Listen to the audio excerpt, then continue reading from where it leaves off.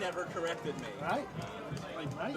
You're good. We'll do it. Yeah, so I mean, This like, isn't the play-by-play concept. right, yeah. You only just occasionally they'll celebrate there.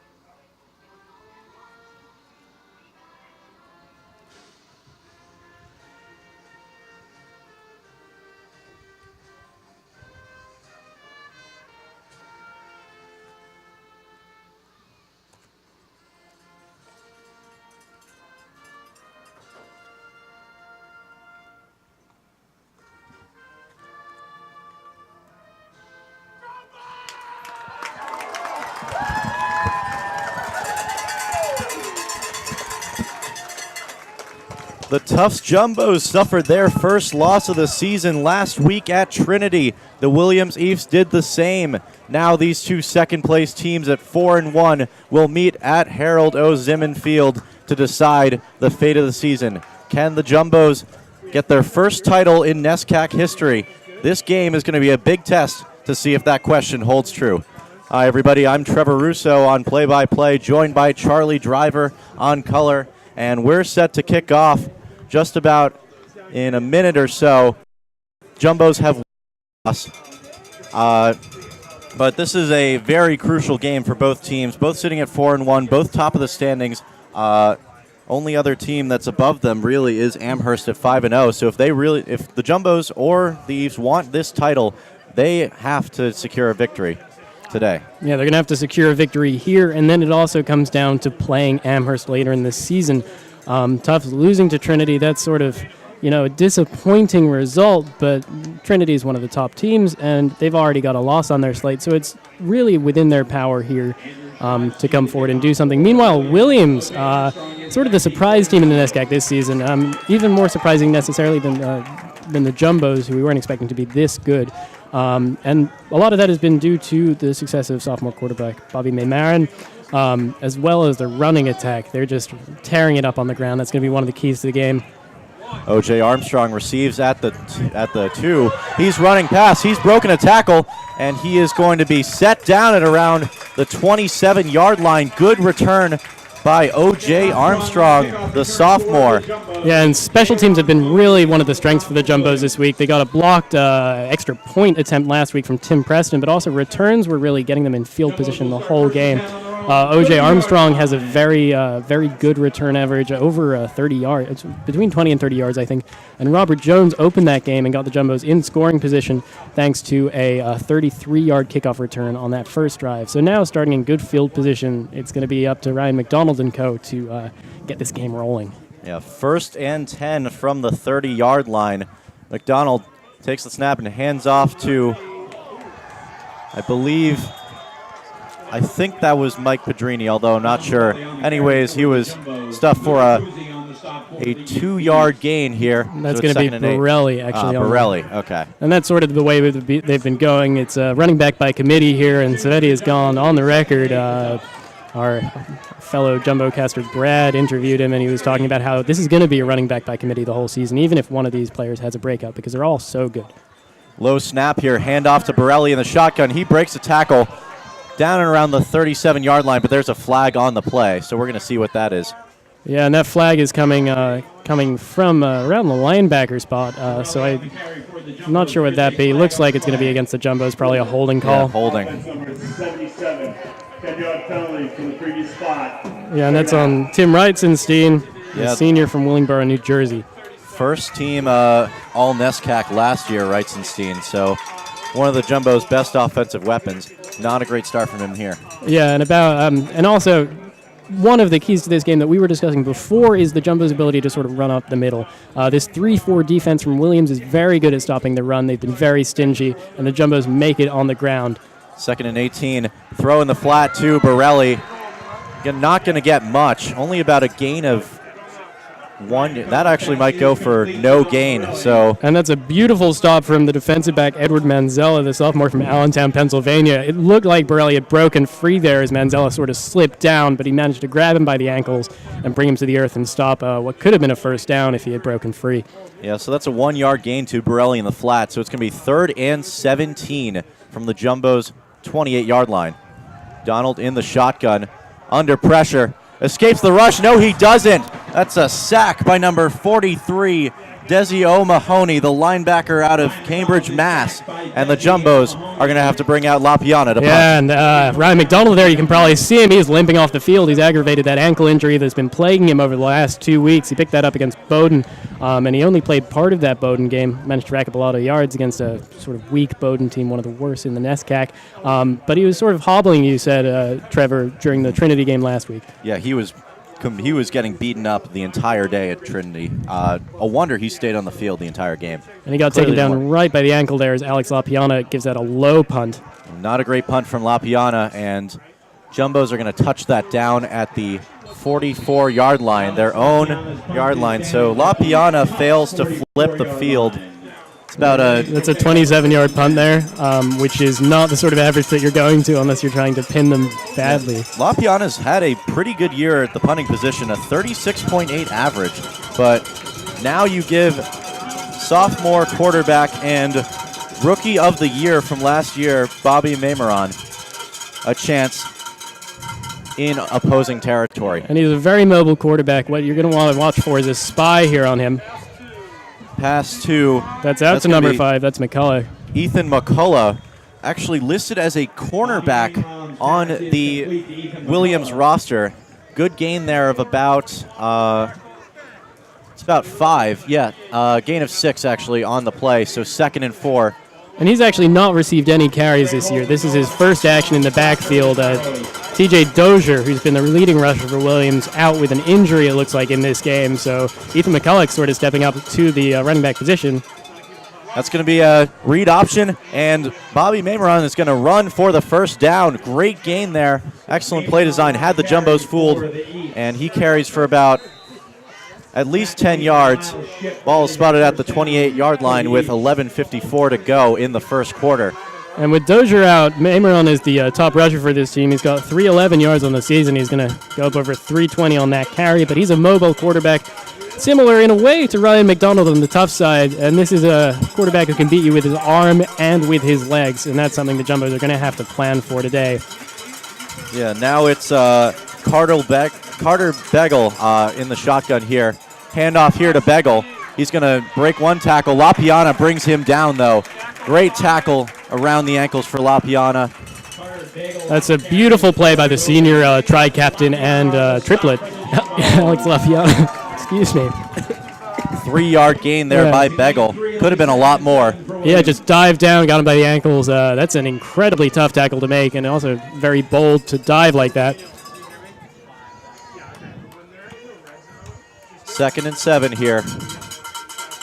Mameron in the shotgun with, I think that's Begel to his right. 3 receivers wide to his right. He's going to run out, throw on the move. That's going to be McCullough, and he is going to, I believe, get the first down. So Ethan McCullough, who is listed as a cornerback, did not even register on the rushing yards. The rushing depth chart this season is the number 1 running back for today, it looks like, and he picks up the first down. And now they are in the red zone. Well, you know, if it works, it works, Trevor. And right now, it's working for the Ephs. But the question is now, can the Jumbos negate the run as a danger and force Mameron to throw the ball? Yeah, 82% from the red zone this year. Mameron's going to carry with McCullough as his blocker, and he's going to run face first into number 44, Jared Asler, one of the standouts on that Jumbo D-line. Yeah, Asler with 3 sacks there, not picking up a tackle for loss there, but still stopping Mameron in his tracks, now at the 11-yard line. Gain of 5 there on the play, 2nd and 5 for Mameron in the pistol. We've seen another 4 wide receiver set, 2 on each side for the Ephs here, but they have yet to really throw the ball to any of those wide receivers, just sort of dumping it out to McCulloch. And so we'll see if he goes to the pass here on the 2nd down. Running about 67% of the time is this Ephs team, though, so not necessarily likelihood. Runs out, pressured by Kisumbing, and he's going to throw it wide of the end zone, intended for number 88, Michael DeGasperis, out of Woodbury, Minnesota. So it's going to be 3rd and 5 from the Jumbo 11-yard line. The Jumbo's red zone defense has been stout all year. Suffered a bit against Trinity. Let's see if they can stop him here.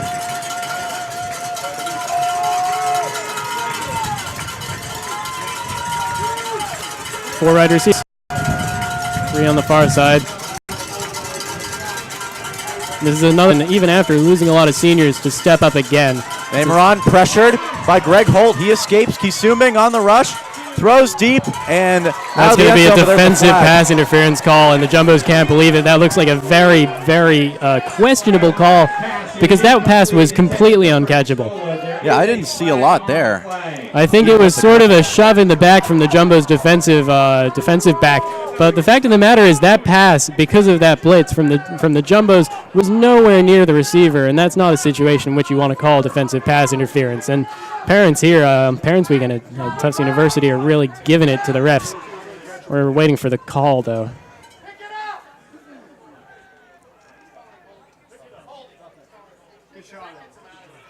And it's going to be a defensive holding call there. Again, sort of questionable. You can see the rationale in that there was a pull back from the Jumbo's corner, but it's also not necessarily something that had any bearing on the play or really necessarily was enough to call an infraction. But it'll move the Ephs up and give them a first down at the 6-yard line, first and goal. Yeah, they get a break there. Read option to Mameron. He's close. Stopped at about the 2-yard line. It's a nice play there from Tom Baker on the Jumbo's D-line. Andrew Wright. No, it was Tom Baker wrapping him up. They're going to go hurry up here. Mameron looking for room. He's going to try to push the pile here. And he is stopped at about... that's going to be a few inches. Yeah. It'll be about the half-yard line.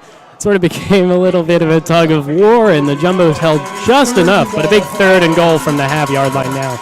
They're going hurry up again. Mameron in the shotgun. Looks for the play. Changes it up.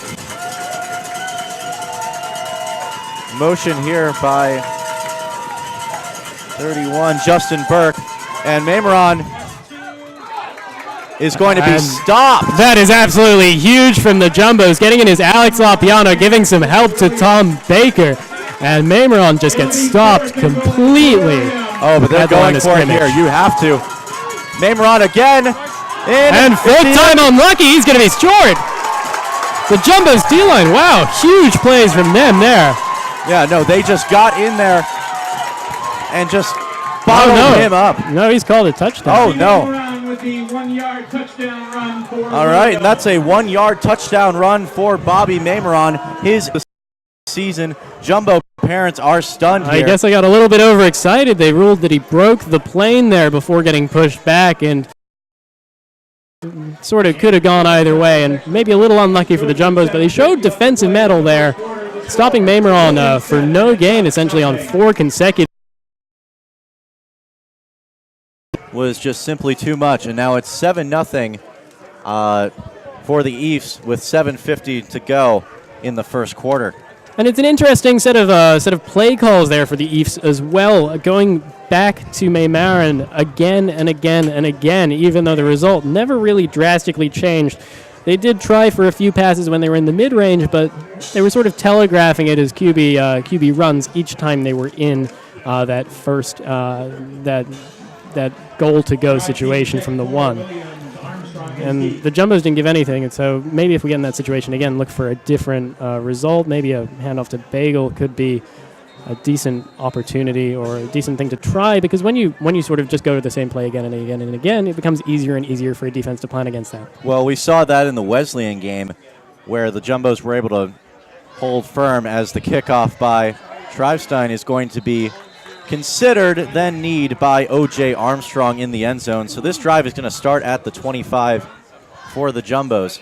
And the big question is who's under center, because McDonald was limping off. It looks like he's going into that huddle and is going to give it a try, but he keeps aggravating that injury, and if he can't run, he's sort of half the player that he could be.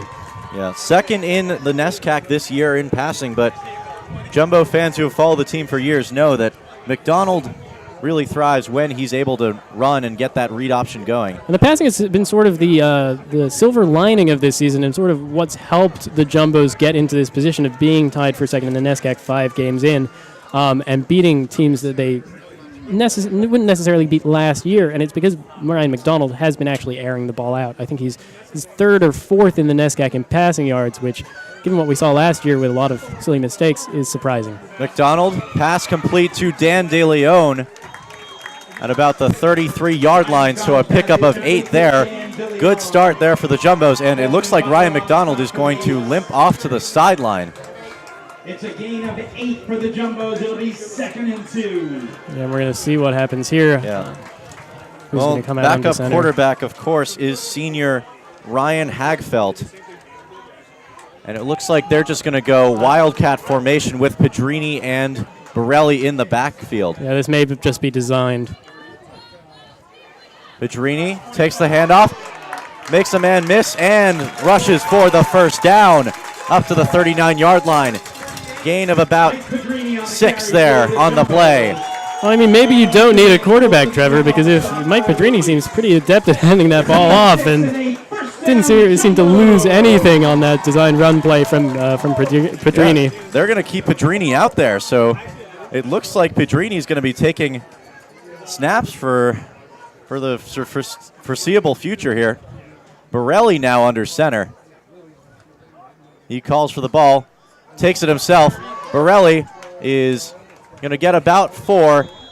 The second level linebackers there for the Ephs closed on him, but that is a carry of about 4 yards. And here comes McDonald replacing Borelli, but you can see he's not putting all of his weight onto that ankle. So he's going to have to pass out of the pocket. So now a big if is the Jumbo's O-line. We know Tim Reitzenstein is one of the stars in this NASCAC offensive line. Pass low. Throw to Pedrini is complete, but not for much. No gain on the play, so it's going to be 3rd and 6 from the 43-yard line.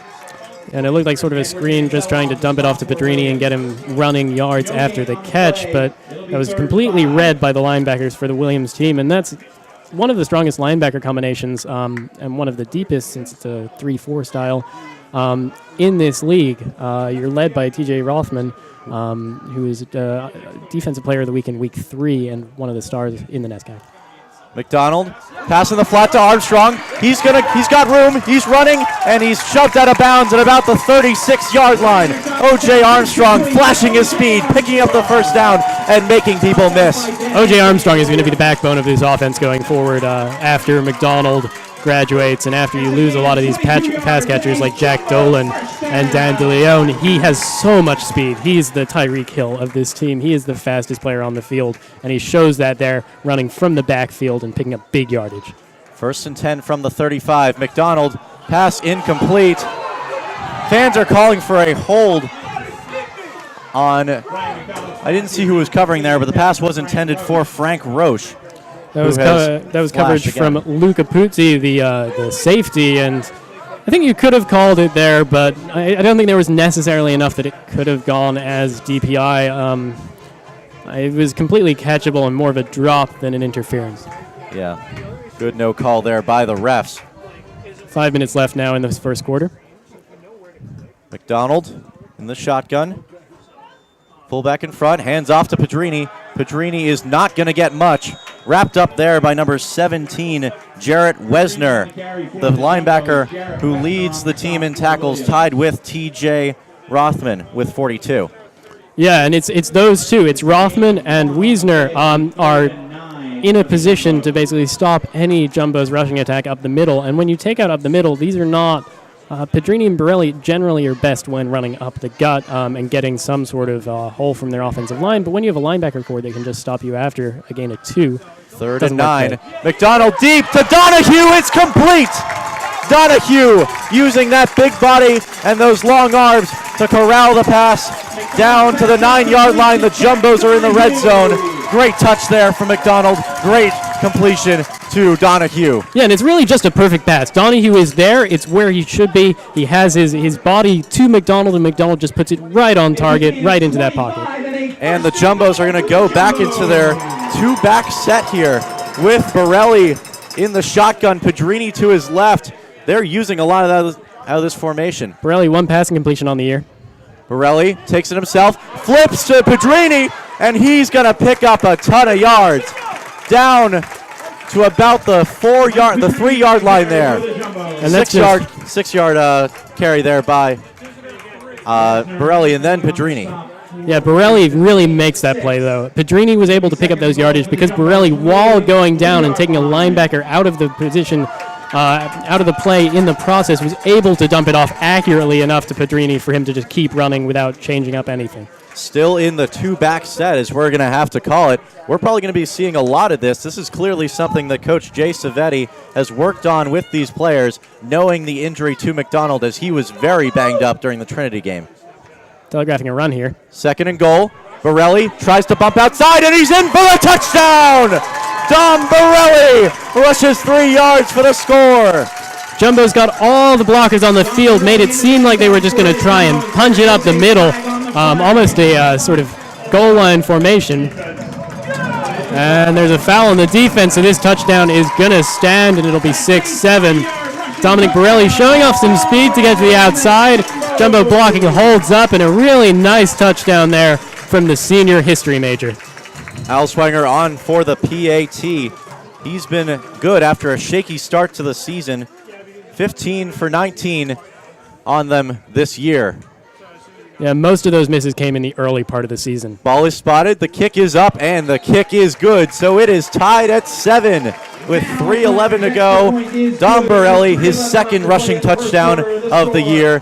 And the Jumbos, with a little creativity, have evened it up. And this has been developed over the last 2 games. We didn't see this going back to the last home game against the Bates Bobcats. The Jumbos were just doing classic looks there. The Wildcat is a recent invention from Jay Savetti, and it worked magic there. It worked wonders because you didn't have to rely on McDonald trying to get anything done with his legs, because he's not in a position to do that with the injury.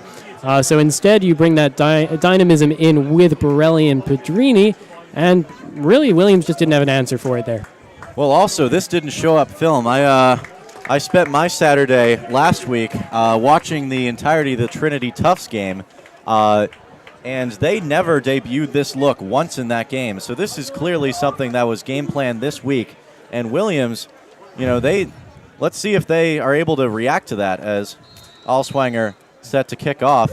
He actually wasn't kicking off beginning of the season. I think that was Tega Egbiri doing that, but Alswanger back on for that role, and he's going to look to kick it deep.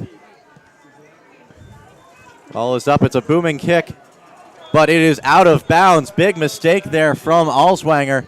That's going to give great field position to the Ephs there. Not what you want to see after a score like that. Yeah, and it's just good awareness as well for the Williams returner, Justin Nelson, seeing that ball would be not necessarily out of bounds on the fly, but close enough to the sideline where he could wait for the bounce, and it bounces out of bounds. Good awareness there from the return man for the Ephs. So we were waiting to see before the game whether TJ Dozier would be good to go. Clearly he has not been. It's an interesting decision to have Ethan McCullough out there, but clearly it's worked so far. We'll see if it continues to work as not Ethan McCullough, it's but Carter Bagel from Sherman Oaks, California, the freshman. He's sort of taken over after McCullough started that game. Read option. Play action, excuse me. And that pass is dropped. That's Tyler Spezio, the freshman from Morris, Illinois, dropping that, and he really should have caught that. He was in a position just where he had to let that into his hands, and I don't know if he took the eye off the ball or could hear Alex Lapiana chasing him down. I think it was the pressure from Lapiana. He felt that on his back, obviously a freshman, not that experienced in college football, and I think he felt the pressure and tried to make a move upfield, clearly dropped it. Now 2nd and 10 from the 30 for the Ephs. Looking to their coach, Mark Raymond, his 3rd season, won Coach of the Year last year, so obviously a talented man. Pressure. That's going to be Mameron running for the first down and more, and he's going to be brought down by Miles Shipp at around the 44-yard line. So a gain of 14 for Mameron on that carry. And that's what we were talking about. That opening up the middle created by the pass rush just allows Mameron, with no spy linebacker in place, to take advantage of being completely unmarked and run for a big gain. 2 minutes 40 left in the first quarter now, 7-7. Ephs in the pistol now. Bagel behind him. He's going to roll out here and pass complete to number 88, Michael DeGasperis. Yeah, and that's Miles Shipp really came up big with that tackle there. He was able to adapt. He wasn't initially marking DeGasperis on the screen, but just turned around, grabbed him before he could run off for a first down and maybe more. DeGasperis has 96 yards on the season, only 8 receptions. Interesting thing about these wideouts for the Ephs is only one of them has over 12 receptions in the year, and that is Frank Stola, the second leading receiver in the NESCAC. Has not caught a pass today. 2nd and 4. Going deep here and overthrows DeGasperis here. Coverage by Miles Shipp on the play, so it's going to be 3rd and 4. Yeah, that midfield. was great, clean coverage by Miles Shipp again here. Really has made the step up this season, but he was just going pace for pace with DeGasperis. Maybe a little bit of scrapping closer to the line of scrimmage slowed him down because he was nowhere close catching that ball. And also, not necessarily the greatest throw by Mameron. Yeah, Mameron, 52% completion on the year. Far cry from his rookie season. Now he's going to try to see if he can pick up that first down. Jumbo's defense clearly gearing up. He steps back, deep dropout, pressure here. He's going to roll out, and pass is... It's going to be complete. Yeah, it just looked like the receiver got a foot down. That was Stola there. Speak of the devil, a little as the commentator. A little bit of foreshadowing. Yeah. But he did a nice job, sort of right at the end, the sideline, getting a foot inbounds, making that catch stand, and a big first down for the Ephs here. They get to keep the drive moving. And now they're in Jumbo's territory. 1st and 10 from the 44-yard line. Takes the snap. That's the read option. Mameron going to rush for about 4 to 5 yards here. It's going to be a 4-yard carry for Mameron. Going to be 2nd and 6 from the 40-yard line. I've really liked what I've seen so far from Kevin Farr and the Jumbo's defense now. Farr, the coordinator. They've been doing a lot of blitzing that's put Mameron under pressure, and not the sort of pressure that he's been able to sort of run out of. And that's really limited this Ephs passing attack so far. 8th carry for Mameron on the day. He's going to throw out high to DeGasperis, and that's going to be incomplete. Mameron holding his head in frustration as he sailed that pass. That was an easy wide receiver screen there. Could have maybe picked up the first down. Yeah, and that's all created by Kevin Kizumbing, the junior from Los Angeles, California. He got into position, read that it was a screen, jumped up, and that either threw off Mameron or his receiver enough for that to go as an incomplete pass. Yeah, Mameron seems a little upset by the pressure so far. The Jumbos have gotten good penetration. It's going to be 3rd and 6 on the 40-yard line for Mameron and the Ephs. Jumbo's going to switch up their defensive formation here. Get 2 safeties back. Mameron under pressure. He's going to try to run. 1 man a beat. And he picks that one up. That's beautiful running from Bobby Mameron. He made a sort of juke move to get enough space to get that first down. He would not have had it otherwise, and that's just nice agility from the sophomore. Now it's 1st and 10 from the 33-yard line for the Ephs. Probably one more play now until the end of the first quarter. 10 seconds left in this opening part of the game. Mameron under shotgun. And I think they're just going to let this run out. Yeah, they're just going to sit this out. And it's actually been an extremely good quarter of football, Trevor. Both teams are showing why they're 4-1, why they're in the race still for a NESCAC title that's traditionally been dominated by Trinity and Amherst. And these are offenses that are running at high capacity and defenses that are doing that too. And I'm excited for the rest of this game. Yeah, definitely. We're seeing the Jumbo D-line do as they've always done. They don't have a sack yet, but they do have 15 on the year, so they get a lot of penetration. Clearly it's throwing off Mameron, but his running is keeping this offensive attack for the Ephs alive. And McDonald's showing some nice touch and accuracy on his passes. And that's really what he's done this senior year. He's become a pocket passer. That wasn't something that was in his pocket before. His completion percentage 57.4 this season. That's better than he had last year when it was around 50%. And he's still running for massive gain. 8 touchdowns in the air, 6 touchdowns on the ground. He's one of the leaders in total touchdowns, as well as second in rushing touchdowns in the NESCAC, and 3rd in passing touchdowns. Yeah, Ryan McDonald. 4th in passing touchdowns, Ryan McDonald actually only behind Bobby Mameron in terms of rushing touchdowns. And Maymeron doesn't have the same number of passing touchdowns for this Ephs team. It's been a really high-powered offense for the Jumbos, led by Ryan McDonald. So it's going to be a flip field here because of the quarter. It's going to be 1st and 10 from the 33. Maymeron in the pistol with Begel behind him. Going to motion him into the shotgun. Screen here to Stola, and Stola's going to pick up a good chunk of yards there. Down to the 27-yard line, I believe. So a gain of about 6. So 2nd and 4 here for the Ephs.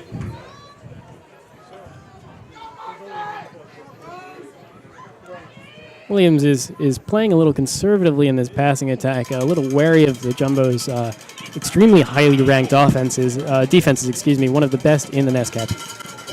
Maymeron, play action, pressure on the throw, and he's going to overthrow that. Pressure there by number 59, Jovan Nenadovich, out of Washington, D.C. So the man from the nation's capital forces an overthrow, and now it's 3rd and 4 from the 27-yard line for the Ephs. Can they keep him out of the red zone? We'll see what defensive coordinator for the Jumbos draws up here. Yeah, that really should have just been a better pass, Trevor. He had a man that he could have found, and he just overthrew him quite badly. Yeah, this pressure is really getting to him more than it should. Maymeron, read option. He's going to juke a man, and he's going to pick up the 1st down. Nice move from Bobby Maymeron on the carry. Yeah, and he's got so much agility, Trevor. He is such a good runner there, and showing it, getting those yards, helped the Jumbos really set up to defend a pass there, and just taking advantage of that, Maymeron was able to pick up the 1st. It's going to be 1st and 10 from the 19-yard line. So Williams in the red zone once again. Wide receiver screen to Stola, and Miles Shipp is going to pick that up and bring him down. Oh, that's just great from Miles Shipp. He's been so good on those screens. He just knows that it's going to Stola. He knows he has to stick with his man, gets his hands on him and keeps them on, doesn't let go until he's on the ground. I think that's the 5th tackle for Shipp on the day, doing a lot of work on this short passing game from the East. So it's 2nd and 9 from the 18. Chip has to deal with also getting targeted a lot more because Tim Preston on the other side of the field is such a lockdown defender for the Jumbos, the senior cornerback, number 26. Maymeron in the shotgun. Pass is dropped by Frank Stola. Had in his hands, tried to swing it around to run, and he just could not complete the catch. So it's going to be 3rd down and 9 from the 18-yard line. Also just wasn't an excellent pass, again from Maymeron. Didn't really find Stola's hands. He had to reach out for it, reaching down. That's a hard catch to make, but also one that maybe he should have come down with and now sets up a 3rd and long within the red zone. Yeah, I would imagine as the 2nd-ranked receiver in the league, you got to make that catch. Well, maybe he'll get another shot here. Crucial 3rd down. Maymeron going deep for the end zone, and he is going to be blanketed, and that's going to be probably pass interference. Yeah, that's number 43, Caden Bevilacqua. Excuse me, sorry on that name, but no, it's a roughing the passer call there. Oh, interesting. That's going to go against Jared Asler, the sacks leader on this Jumbo's defense with 3. Looks like they may also be calling another or figuring out exactly how they're going to play this.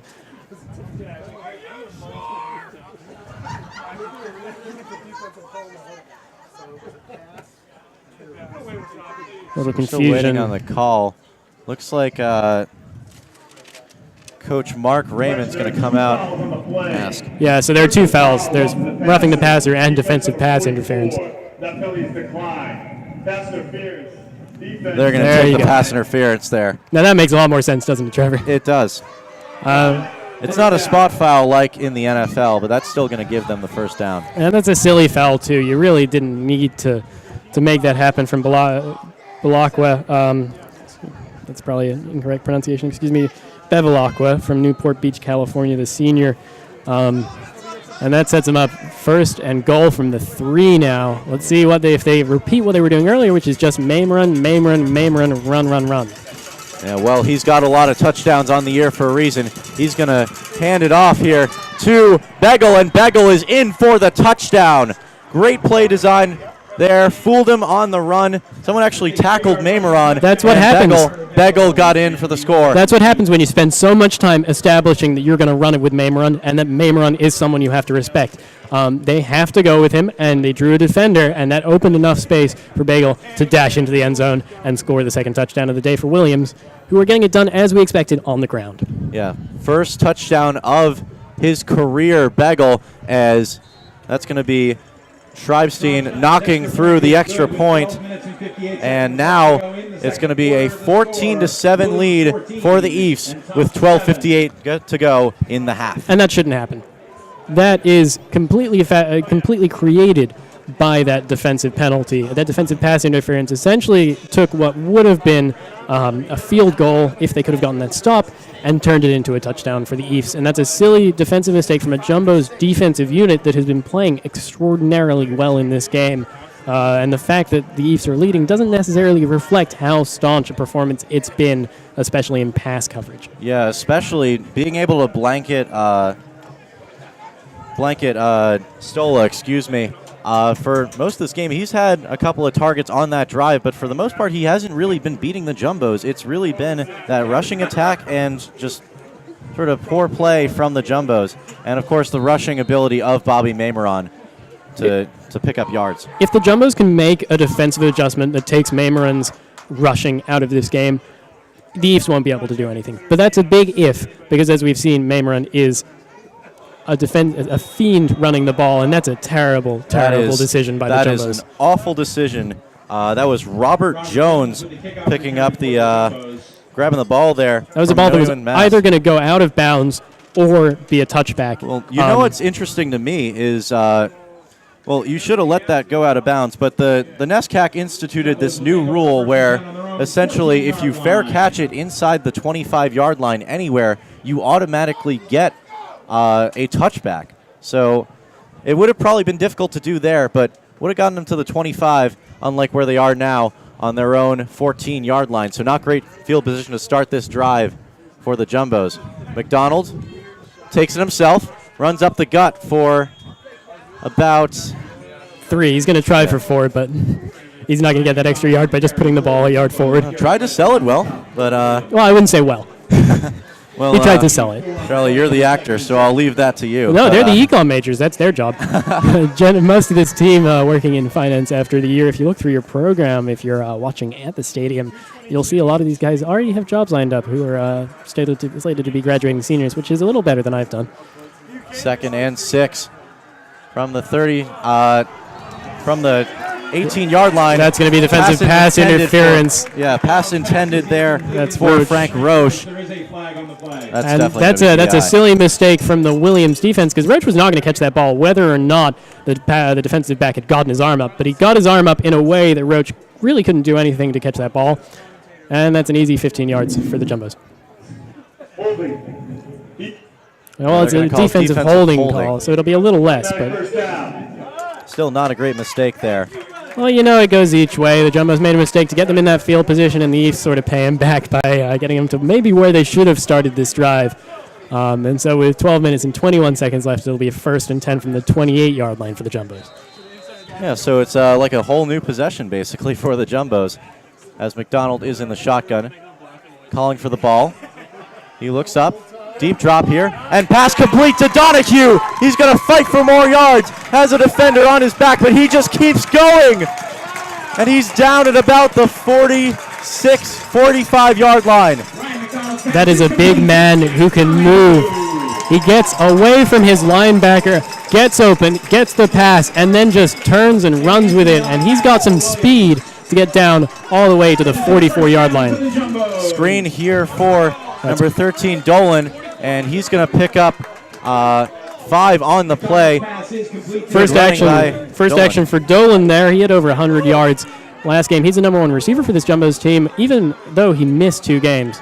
Borelli rushing, and he gets the first down. Good quickness up the middle for Don Borelli. And the Jumbos offense, spurred by that penalty, is starting to roll. And they keep getting plays, getting positive plays, and they've kept the tempo up And now the Williams Ephs are going to take a timeout to sort of adapt to that at the 11-minute, 58-second mark. The Jumbos get to the 33-yard line and have a first down. And this is a Jumbos offense. This is high-octane football from the Jumbos. Yeah, that play by Donahue clearly energized the rest of the team. They're playing with a quickness and intensity on this drive that, except for that first drive, we haven't really seen from the Jumbos a lot. Especially, we didn't see a lot of it at Trinity. A lot of drives during that game stalled out at around the 10, 15, 25-yard line in their own end zone. But good running from Borelli. A resurgent Ryan McDonald showing why he's second in the NESCAC in passing yards. I mean, the struggle for this Jumbos team the whole season has sort of been that they run very hot and cold throughout the game on offense. And here they've been very consistent through this first quarter and a bit. Which is good, especially when you're facing a Williams team that is one of the best in the NESCAC, and you need to beat these teams if you want to finish in the top part of the table. Two-back set for Borelli. He's going to take it himself and dive up the gut after bouncing it to the 29-yard line. So a gain of 4 on the play. Good start on this 4-down set here for the Jumbos. They're going to stay out in their two-back set. Borelli and Pedrini are really good at turning. That's something they're able to run completely laterally and then just turn and dash up the field. They've scored touchdowns on that. They scored big gains on that. It's really their asset. Borelli hands off to Pedrini. Pedrini up the middle, breaking a tackle and getting it to about the 14-yard line. So going to be short of the first down, I believe. But it makes it a manageable 3rd and 1. Now, I say that, and sometimes you just don't need to turn. That's just Mike Pedrini showing his acceleration, showing his speed, and dashing into a nice hole created by the Jumbos offensive line to pick up a big gain. 24-yard line, excuse me. So 3rd and 1 for the Jumbos, getting close to that red zone where they have been pretty efficient on the season, have the best red zone scoring percentage in the NESCAC at 86%, touchdown percentage 68, also the best. So when they get into the red zone, they have a lot of ways to score. Sticking with the Wildcat, in motion, the fullback Blunt. That's going to be a handoff to Pedrini, and he's going to pick that up. First down, Jumbos at about to the 23-yard line. And the Jumbos are just really using that creativity and that two-back set effectively. And now Pedrini's going to come off, and Ryan McDonald is going to come back on. One of the positives in the emergence of Donahue as a dominant offensive tight end, averaging 12.9 yards per reception. That's an average that's going to go up with that catch earlier on this drive, as O.J. Armstrong also checks in, is the fact that Winton Blunt has been freed to take on a more fullback role. He's not catching as many passes, but he's been very integral in run blocking, especially in those short yardage situations. And the Jumbos showing there that they can run the ball and easily convert 3rd and short. Yeah, and the Jumbos are going to take their first timeout of the half. 2 timeouts remaining, of course, with 9:42 to go in the half. But the Jumbos really have, I've been very impressed with the two-back set usage here. And when you have dynamic runners like Pedrini and Borelli, you have to contend with, it's kind of like the same thing with Maymoran and Begel. You have to contend with basically 2 runners who, either one can basically run. So you got to key up on one of them, and it's been really, really effective. And it's not necessarily that the Jumbos are tearing up this game completely on the ground. They're not doing that. It's not the same way that the Ephs have 61 yards on the ground to 33 passing yards. McDonald has thrown for 89 yards, and the Jumbos have a grand total of 37 yards on the ground. Mm-hmm. But they've been getting these rushes in sort of important high-leverage situations, that 3rd and short. They've been picking up enough yardage to make it a 2nd and 6, a 2nd and 5, and pick up that first down and just keep the chains moving. And they've established that running attack enough that it's taking this offense to a position where it's just moving pretty seamlessly, especially on this drive, which is one of the best drives I've seen so far for the Jumbos. Mind you, we still have to see them finish this and get some points on the board, but they've put themselves in a nice position here. 9:42 left in the second quarter from the 22-yard line. McDonald in the empty backfield set. 5 receivers out. He's going to try to avoid the rush, and he does. Pass complete to Jack Dolan for about a gain of 9. Well, he only needs one ankle, I guess, because he was able to evade strong pressure from Williams there. That was Desi O'Mahony chasing him down, the linebacker, and he's able to break that tackle, clipping up his heels, and finds Dolan. Really nice awareness from McDonald, staying alert and looking downfield. Jumbo's game. the best team in the NESCAC so far in the red zone. They're going to go back to the two-back set with Borelli and Pedrini. And they've also taken out Donahue, replacing him with O.J. Armstrong here, as you see in motion. Borelli is going to drop the snap, and that's going to be a penalty flag. It's going to be a false start on the offense there.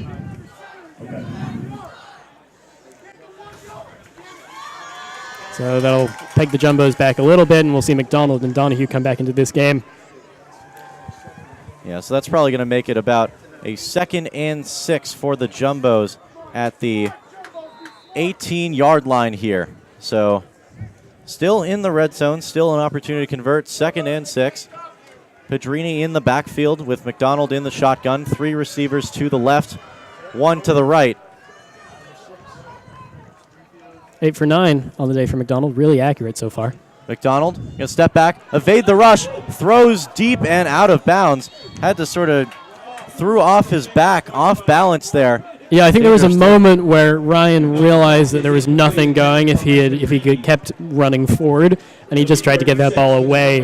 And he does a nice job of that. He gets it out of bounds. But it won't advance the Jumbos, and it'll make it a 3rd and 6 here. Jumbos again send 3. They have 2 wide. It's Dolan and De Leon, and Roche is to the right. Roach has a really good set of hands on him. McDonald drops back, pressure from the left. Great blocking by the offensive line. He's going to throw off balance. Pass complete to Pedrini, and that's going to be a 1st down for the Jumbos. Pedrini getting out in the flat and getting the pass, bringing it in and trying to just stay down. Knows what he's trying to do. That's great work by the offensive line, giving McDonald time. And credit to the Ephs defense there. There was no one open in that end zone. McDonald wasn't trying to force anything in because there wasn't anything there. And he waits long enough and has enough time to find Pedrini open in the flat for a 1st down. Left tackle Josh Thibault held the power rush there. Rush for Pedrini. He's going to try to get upfield, pushing the pile down to the 6-yard line. So 2nd and goal here for the Jumbos. And they have rushed for 5, getting effective yards on the ground, and McDonald just making plays in the air. Jumbos are just rolling right now. And that's what I'm saying. Right now, picking up 4 yards there, 4 yards alone is not the biggest gain you can have, but having it now be 1st and goal from the 6 is a huge difference to 1st and goal from the 10. McDonald in the shotgun, winds up, throws deep for Roche, and it is incomplete. Just a little overthrown there. Nice job by the defensive back for Williams. That was Rocco John Domenico, the freshman on the coverage. He didn't turn around but knew that he didn't have any play to make and didn't put any hands on the receiver there to draw an unnecessary interference call. Yeah, we have seen a lot of that there this afternoon. So 3rd and goal from the 6-yard line for McDonald and the Jumbos offense. Pedrini to his right. He's in the shotgun. Calls for the ball. 3-step drop. Floats in the end zone for Donahue, and it is complete for a touchdown. That's a beautiful catch from Jack Donahue. He actually bobbled that ball coming down on his back, catches it when he drops it, and he's been really the star offensive player other than Ryan McDonald in this half for the Jumbos. A beautiful catch and another score for the Jumbos to cap off what's been the best drive of this game for either team, I think. Jack Donahue had that huge completion that brought them past midfield, and he gets another one there, reaching over the defender on his backside, completing the pass, and now Alswanger on to kick the extra point. That would make it a tie game. Kick is up, spotted, and it is good. 14-all with 7:27 left to go. One of the best drives you'll see from an effective Jumbos offense. 2 catches for 36 yards and 34 yards and a touchdown for Jack Donahue on that drive, and he really made it. He had a big drive that got the Jumbos in momentum rolling, got them in the mood to score, and then caps it off with that beautiful catch. And you love to see that, especially because he had a key fumble deep in Bantam territory last week. Killed what was a promising drive from the Jumbos, so a big bounce-back game for Donahue here. 14-14, 7 minutes and 27 seconds left to go in this second quarter. A lot of football left to play, and I'm already sort of exhausted my excitement, Trevor. This has been a thrilling quarter and a half so far. It's just two offenses that are playing at peak ability and finding a way to make things happen. Yeah, funny thing is, both defenses actually have had their season averages basically surpassed. 12.8 for Williams, 13.4 for the Jumbos as the ball falls off the tee. Little bit of wind here at Harold O. Zimmern Field in Medford, Massachusetts. Beautiful day outside. Parents' weekend here. Of course, that always makes it better, seeing the parents come out. Packed stadium here for the Jumbos, as Allswanger is going to try to kick it deep to redeem himself after that out-of-bounds kick from before. That's going to be deep here.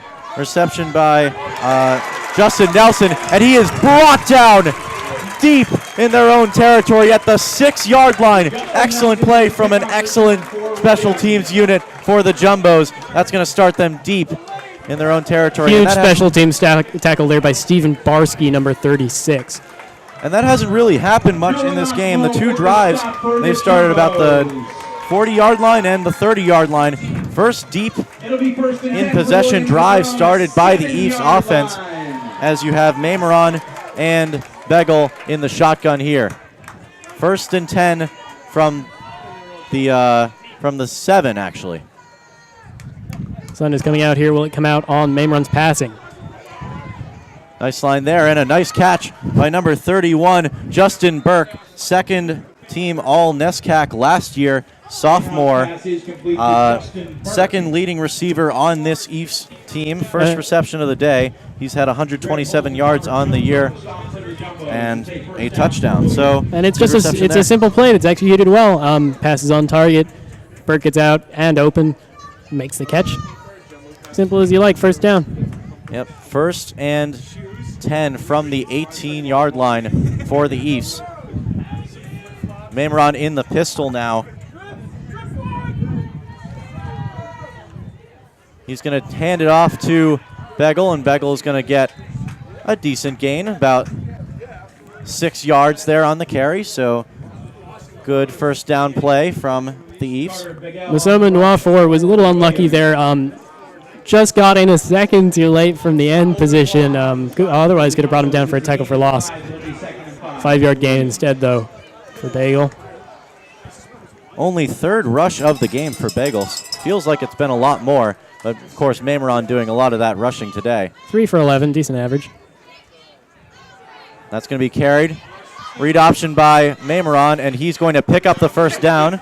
So 11th rush of the game for Mameron. Going to bring them to the 29-yard line. So once again, the rushing offense for the Ephs has been getting it done. And it's the O-line there. That's a huge hole for Mameron. He picks up that first down without being touched, and is just brought down once he reaches the secondary. Mameron in the pistol, 1st and 10. Hands off to Begel. Begel trying to bounce it outside, but tackle there by Kevin Kisumbing. And there's the other story. No hole opens. Begel tries to make something happen by going to the outside, but Kisumbing is there and just wraps him up. That's going to be 2nd and 9 at the 30-yard line. First real non-plus run there we've seen for the Ephs in a while. Getting great blocking from the offensive line and nifty moves by both McDonald and that's because that was in a way a less established option run. It was pretty clear that they were running with Begel, and the defense didn't have to do anything extra.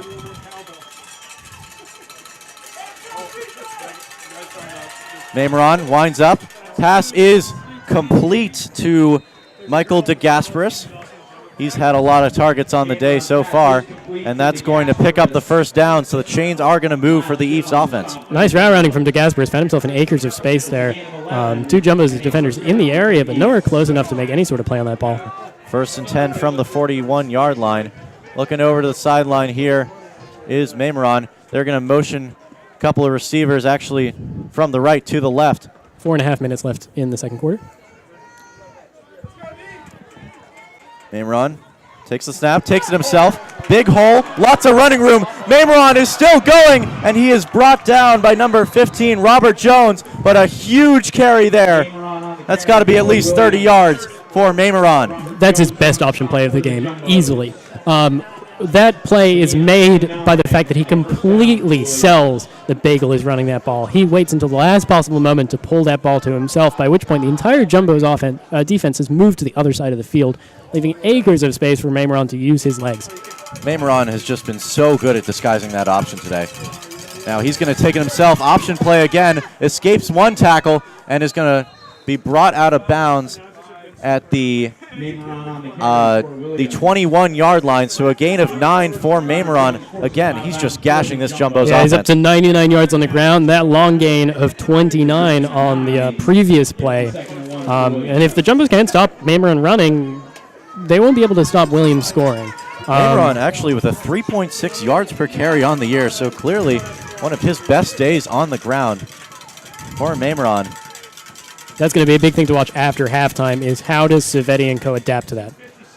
Screenplay here to it's to Stola, and that'll be enough to pick up the first down. But again, not much coming on those screens. Yeah, Jumbos have picked it up, but 2nd and 1, that's almost impossible to really sniff out unless you know the screen is coming. And now, once again, the Ephs are in the Jumbo red zone. So 3rd trip here, scored 2 touchdowns on their first 2.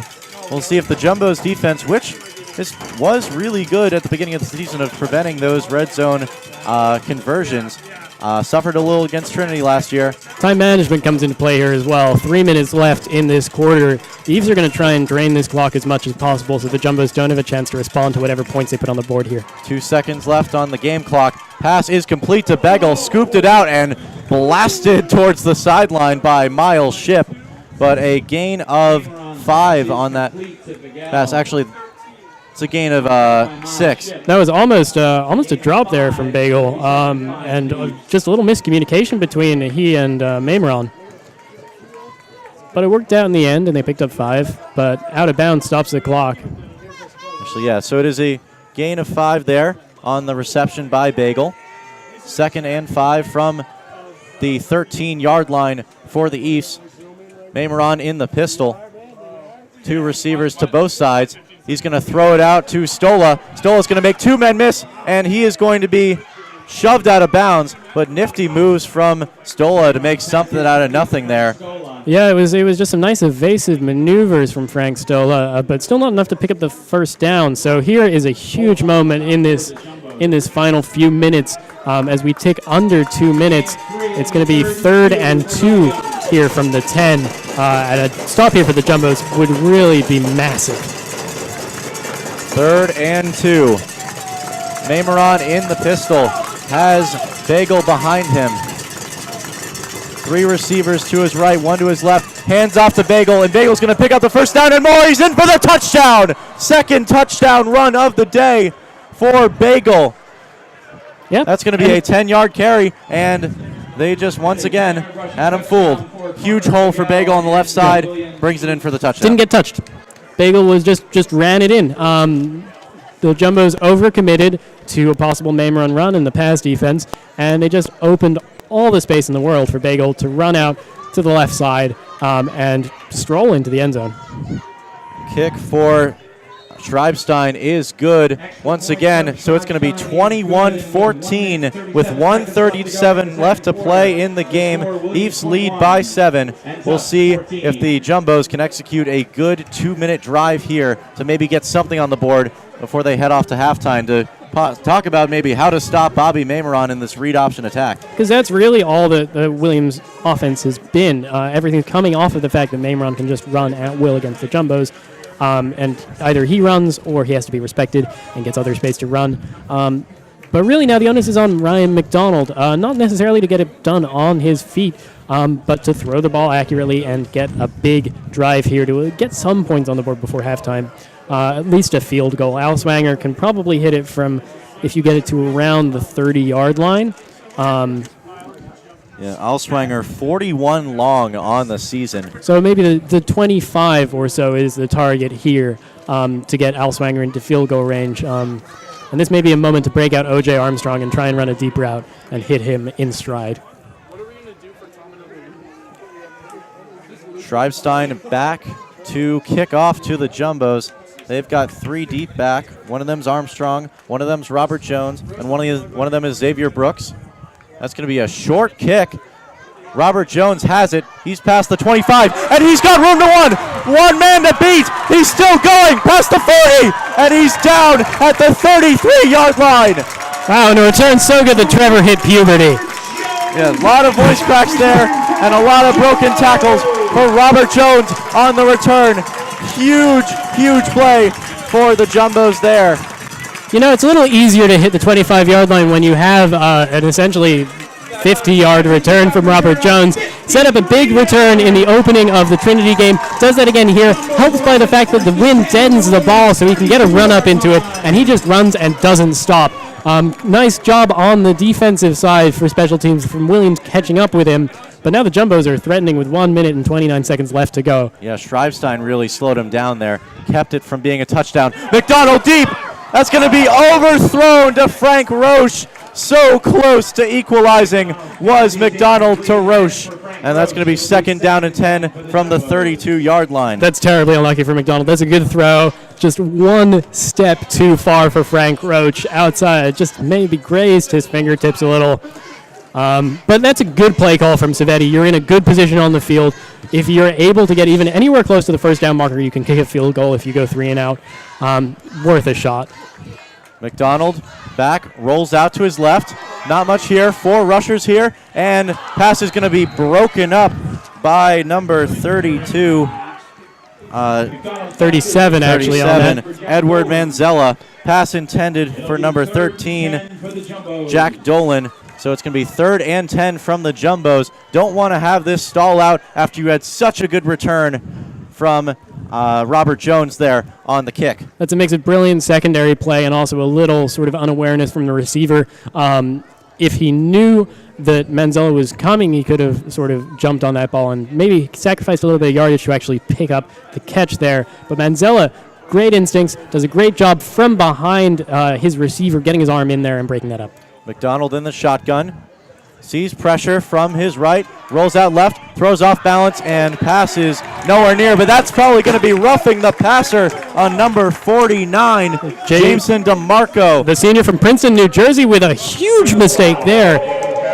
McDonald had that throw away. It was fairly clear that DeMarco was not going to get any sort of sack or hit there before that. But he hits McDonald anyway, and that's going to be really bad because it brings Al Swanger into range and also gives the Jumbos a first down with 1 minute and 12 seconds left in this quarter at the 17-yard line. And you're letting the best red zone offense in the NESCAC back in with 1:12 to play, so the clock not too much of a factor. Only shaved about 25 seconds or so off the clock since they've gotten possession. But yeah, that's a huge mistake there. He did everything right. He got great pressure on McDonald. McDonald had no chance at getting any completion, getting any yards on the ground, but he just bangs into McDonald after he's thrown the ball, and that stupid mistake gets them a first down in the red zone. Pass overthrown there. That'll be a defensive holding call you would expect. Yeah, that's on Jack. That was holding to Jack Dolan. And the wheels are coming off for the Ephs defense here. They've been doing a good job on coverage, but when you make silly mistakes like that, that may be a penalty that's a good one because it saves the touchdown, but there's no way of knowing that. It just moves the Jumbos even further into the red zone and gets them really short field here. That's going to be... They're going to move away the chains as a big move up here to the 9-yard line. So 1st and goal from the 9 for the Jumbos offense. 1:09 left to play. They're going to go empty backfield with 3 to the left. Borelli at the 10 there, lining up as a wide receiver. Keep an eye out for that on the near side.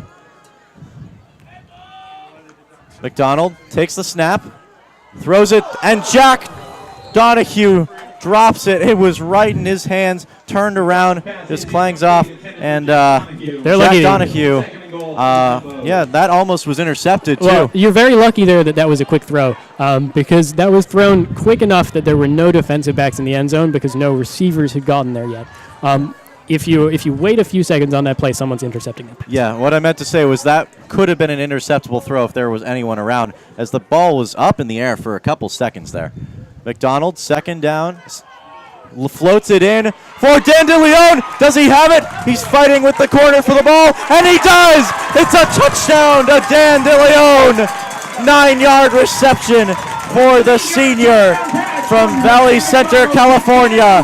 And now Allswanger has to kick the extra point to tie this game up. What an excellent 2-minute drive there executed by the Jumbos in the red zone. And, you know, it's all set up there by the kick return. Also, perfect throw. Perfect throw from McDonald. Put it only where De Leon could get it. Great job by Apuzzi making up for that by grabbing onto that and not letting go, but he wasn't strong enough to wrest it away from Dan, and Dan pulls down a touchdown. And the Jumbos have tied this up thanks to mistakes made by the Ephs that didn't need to happen on a short field, and a beautiful, beautiful return from Robert Jones, and just mental lapses, and also nature deadening that kick. Changed the face of this game going into halftime. 59 seconds left in this quarter, and the Jumbos tied it up. Yeah, just McDonald has shown touch on his passes today that I haven't seen for a long time. We didn't see it in the Trinity game, possibly because of how banged up he was, but he's just thrown a beautiful game. Already up to, hasn't updated yet, but that's probably going to be 121 yards through the air, Yeah, 2 touchdowns for McDonald. 11 of 15 as well. That's around a 70% completion rate, which is stellar. Yeah, so 73.3% on the day for McDonald. Second leading passer in the NESCAC. And the ball has fallen off the tee again for Allswanger. And this is also the advantage of the Jumbos taking the ball, being in the direction that they are right now. Because if you think about the wind and the way that deadened on the last kick, this is just going to help Allswanger kick this as far as he can, and hopefully set, if you're the Jumbos, set Williams back very far, and sort of out of any shot of getting anything out of this drive. Frank Stola and Justin Nelson back to receive. That's going to be Stola catching the kick. He's around the 20-yard line, doesn't know what to do, and he's going to be brought down at the 22-yard line. So good defense there by the Jumbos. A little bit of indecision, but he really didn't have anywhere to go. It's a little funny, actually, because the reason he didn't have anything to go is he had too many blockers. Yeah. The way that worked out, because the ball had so much hang time, it was a high kick from Allswanger, not necessarily gifted with distance. But the blockers got set up so much that there was absolutely nowhere he could run. Yeah, no, it was literally a giant pile. It looked like a running play almost for Stola there. But when you have a fast returner and some slow blockers, that's not going to work.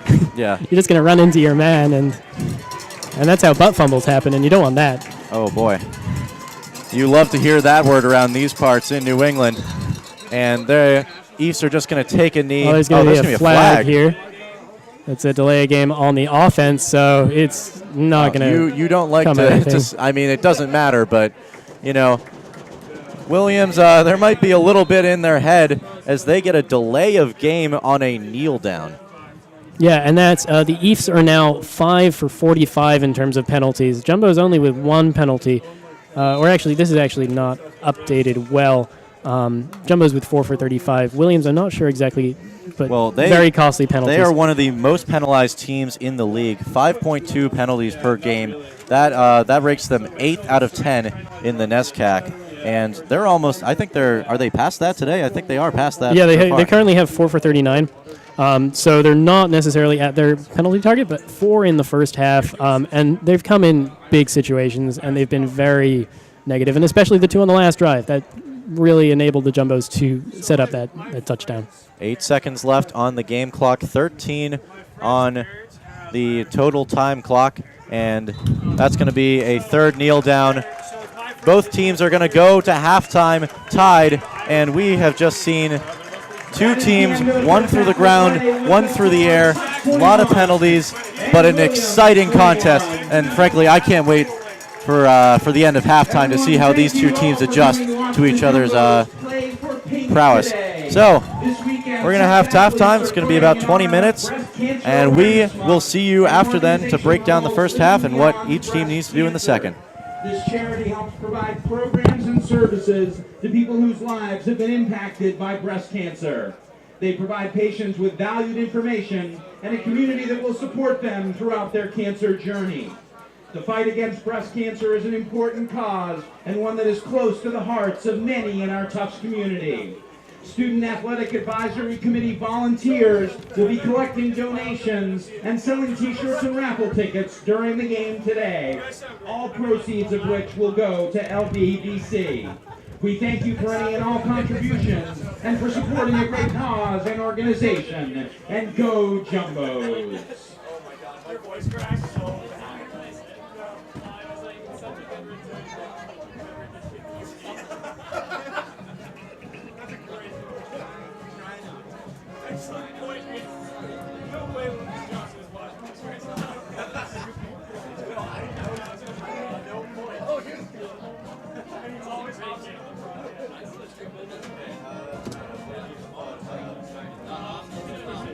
Broadcast wise, though, it's super small.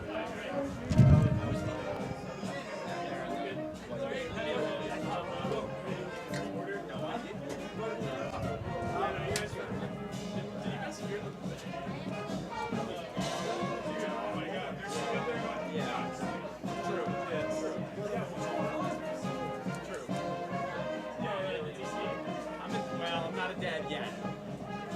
Tim continues to refer to himself as class 2026. Oh yeah, he may not apply anywhere else. Yeah, well.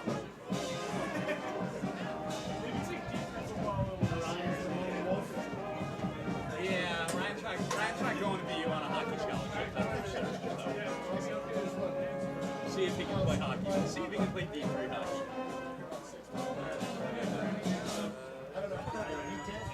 I say, my son's playing D3 football. Yeah.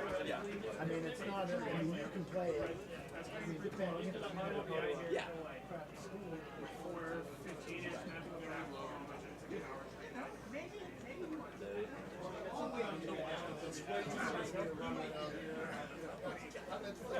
I didn't do anything. Did you hear that one parent who like stood up and was like, Nice to meet you. This is another really my only fear is that's going to go. Ryan McDonald is just like slinging it right now. That was sick. Yeah. They're also yeah, so you know that like the field house? It's on the side of the field house.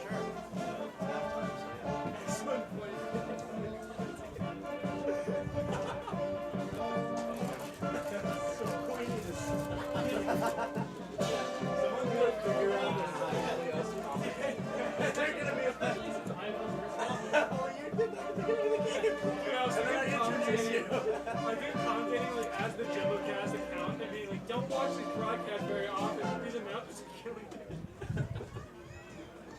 We commentate, you put us wrong in there. Yeah. At JumboCast. Wow, these commentators are so good. I love it. It's like, can't believe that this is the NESCAC's only student-run commentating organization. Founded in 2012, JumboCast has been serving the NESCAC community and Jumbo fans all around the world. That's just one comment. This is Well, because it's the best game of the weekend. yeah. And the viewership went way up in the second half. We were like 90, 100 in the first, in the second quarter. In the first quarter, we were like 90, 100, and we got all the way. Poor Jack Donahue.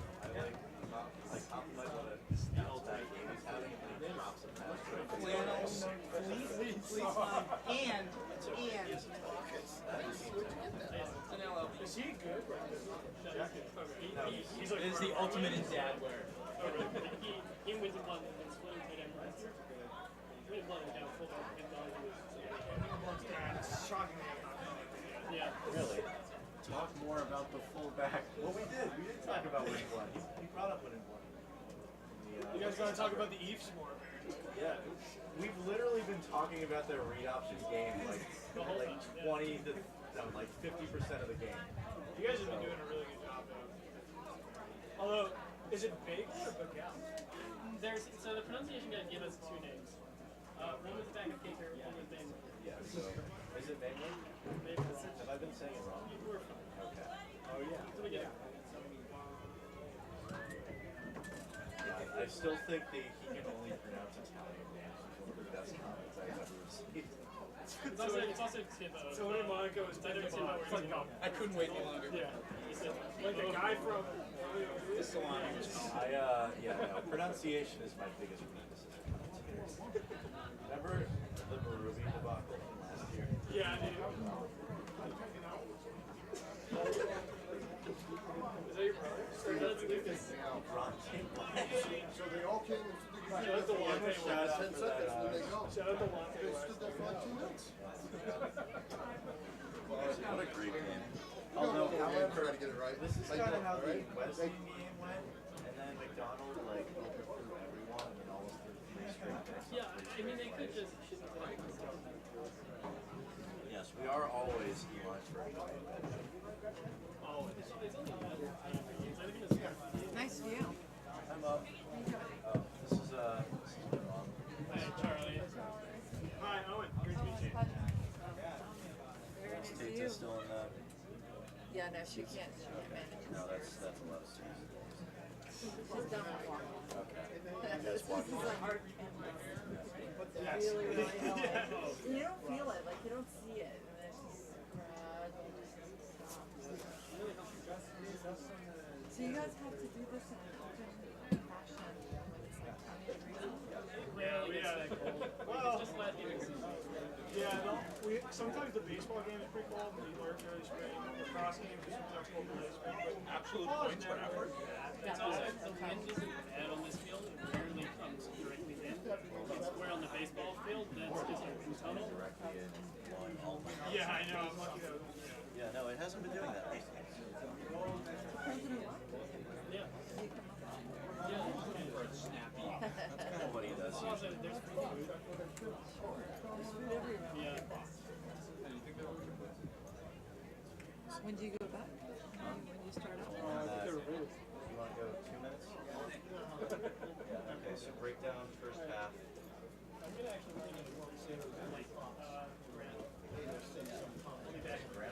That's where they have different options. They usually have apple transplant. I used up the sandwich already, so I did also use that entire.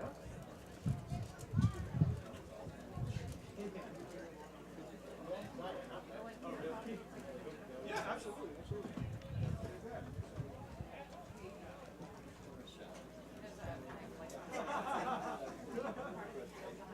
Yeah. Maybe a couple.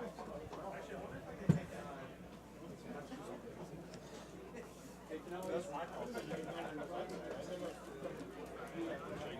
All right, ready? 3, 2, 1. Who's that guy, by the way? Oh, that's my dad. Oh, that's your dad? Yeah.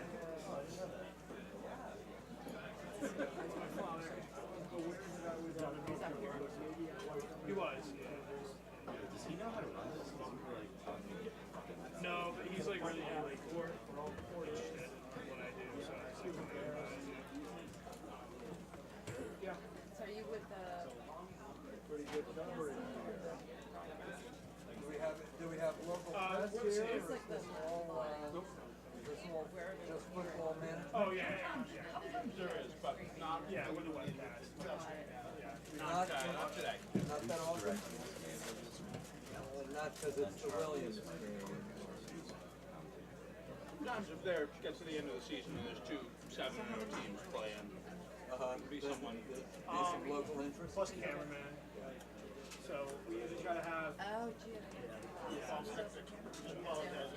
No, so we have one here, which gets like a close up. And we actually have one upstairs. So it's sort of like a top-down view. So yeah. So yeah, 5-man teams today.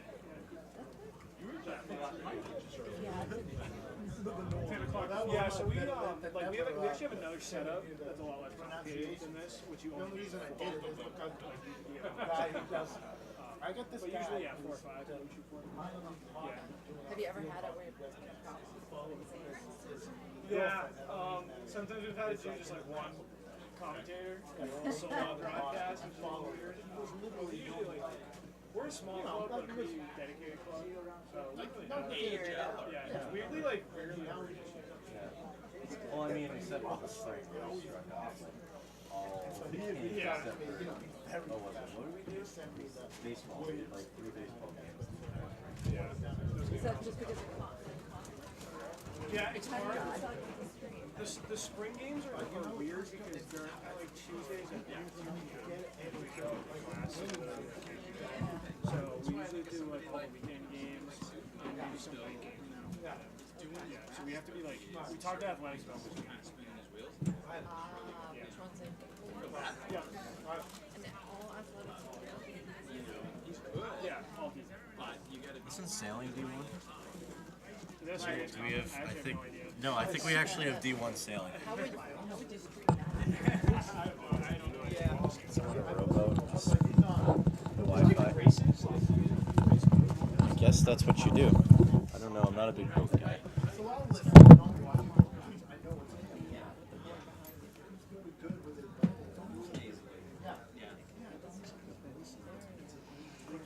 Which I, when it gets on the PA at Cousins, it's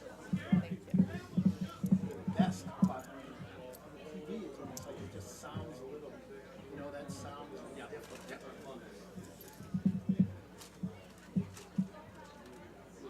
Yeah, that's a really good sound. I am a Yeah. so getting close to the end of it. Yeah. Sophomore year seems like always the best year. Yeah, real life. Yeah. Freshman year is so interesting. So, and now where are you from? I'm from Massachusetts. Yeah, not too far. So your dad comes along. Yeah, my dad visits me a lot actually. Yeah. He intentionally came far, so. So parent weekend is for it. Trevor actually lives in the same exact suite that I live in. Yeah. I don't know if you've seen it. I climbed it. Yeah. And I told him today, I'm like, why don't they come and meet me? Nice view though. Yeah, it is an English. It's very cold. Does the heating work eventually? 'Cause Yeah, it kicks in. When is it kicking in? It's very cold. You'll be sorry when it does. No, actually. You still have you have the knob on We have the knob. I've turned up to 8 and nothing's happening. That's weird actually. My room was always so hot. Yeah, I don't know. I think when it turns on, it will be. So, I always have my window open in the middle of winter. Oh, rat. ready? Tell me when I gotta get it out of your hair. 5 minutes? No, actually. More like 4 minutes left in the clock. I'm not debating anything. I get.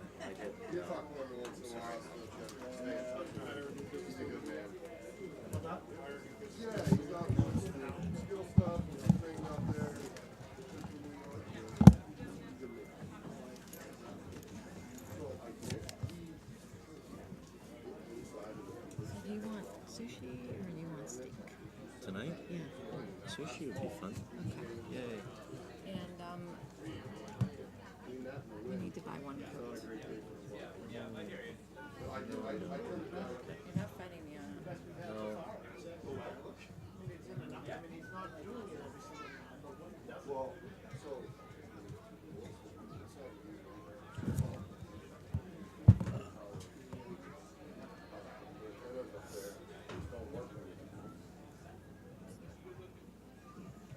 Tell whose handwriting was so loose.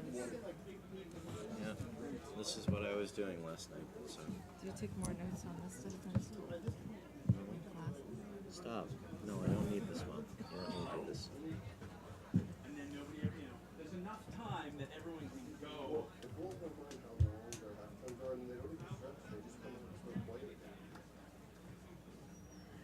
good. Maybe Williams will be slow. They get the ball. So what's the next one? Huh? What's the next one? The next what? Game. I don't know. Probably maybe I'll do a volleyball game, and then that's it. And then NESCAC playoffs, and then NCAA. Hot apple cider now. Hot apple cider, dude. That sounds so good right now.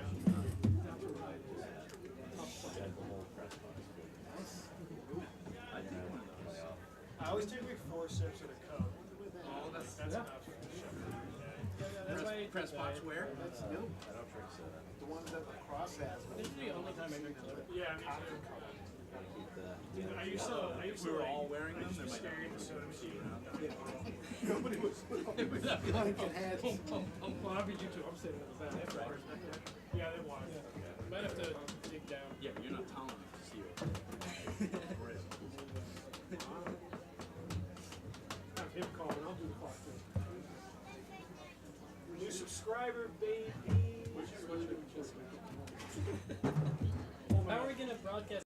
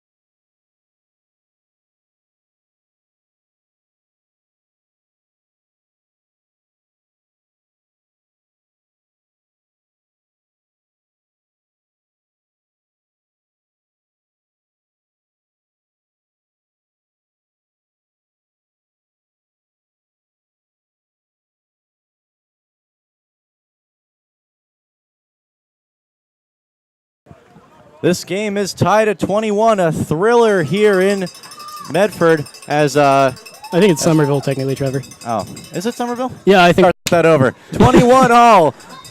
Jumbo's and Ephs teams have had problems on defense. It's been a very equal game and a very exciting game so far as Allswinger is set to kick off. That kick is going to go into the end zone. Looks like it was going to go out of bounds for a second, but a lucky bounce on that kick by Allswinger is going to give the Ephs a field position of the 25-yard line. It was just perfect end over to end, and it landed right at one of the ends and bounced straight into the end zone. I'm Charlie Driver here with Trevor Russo here for the second half.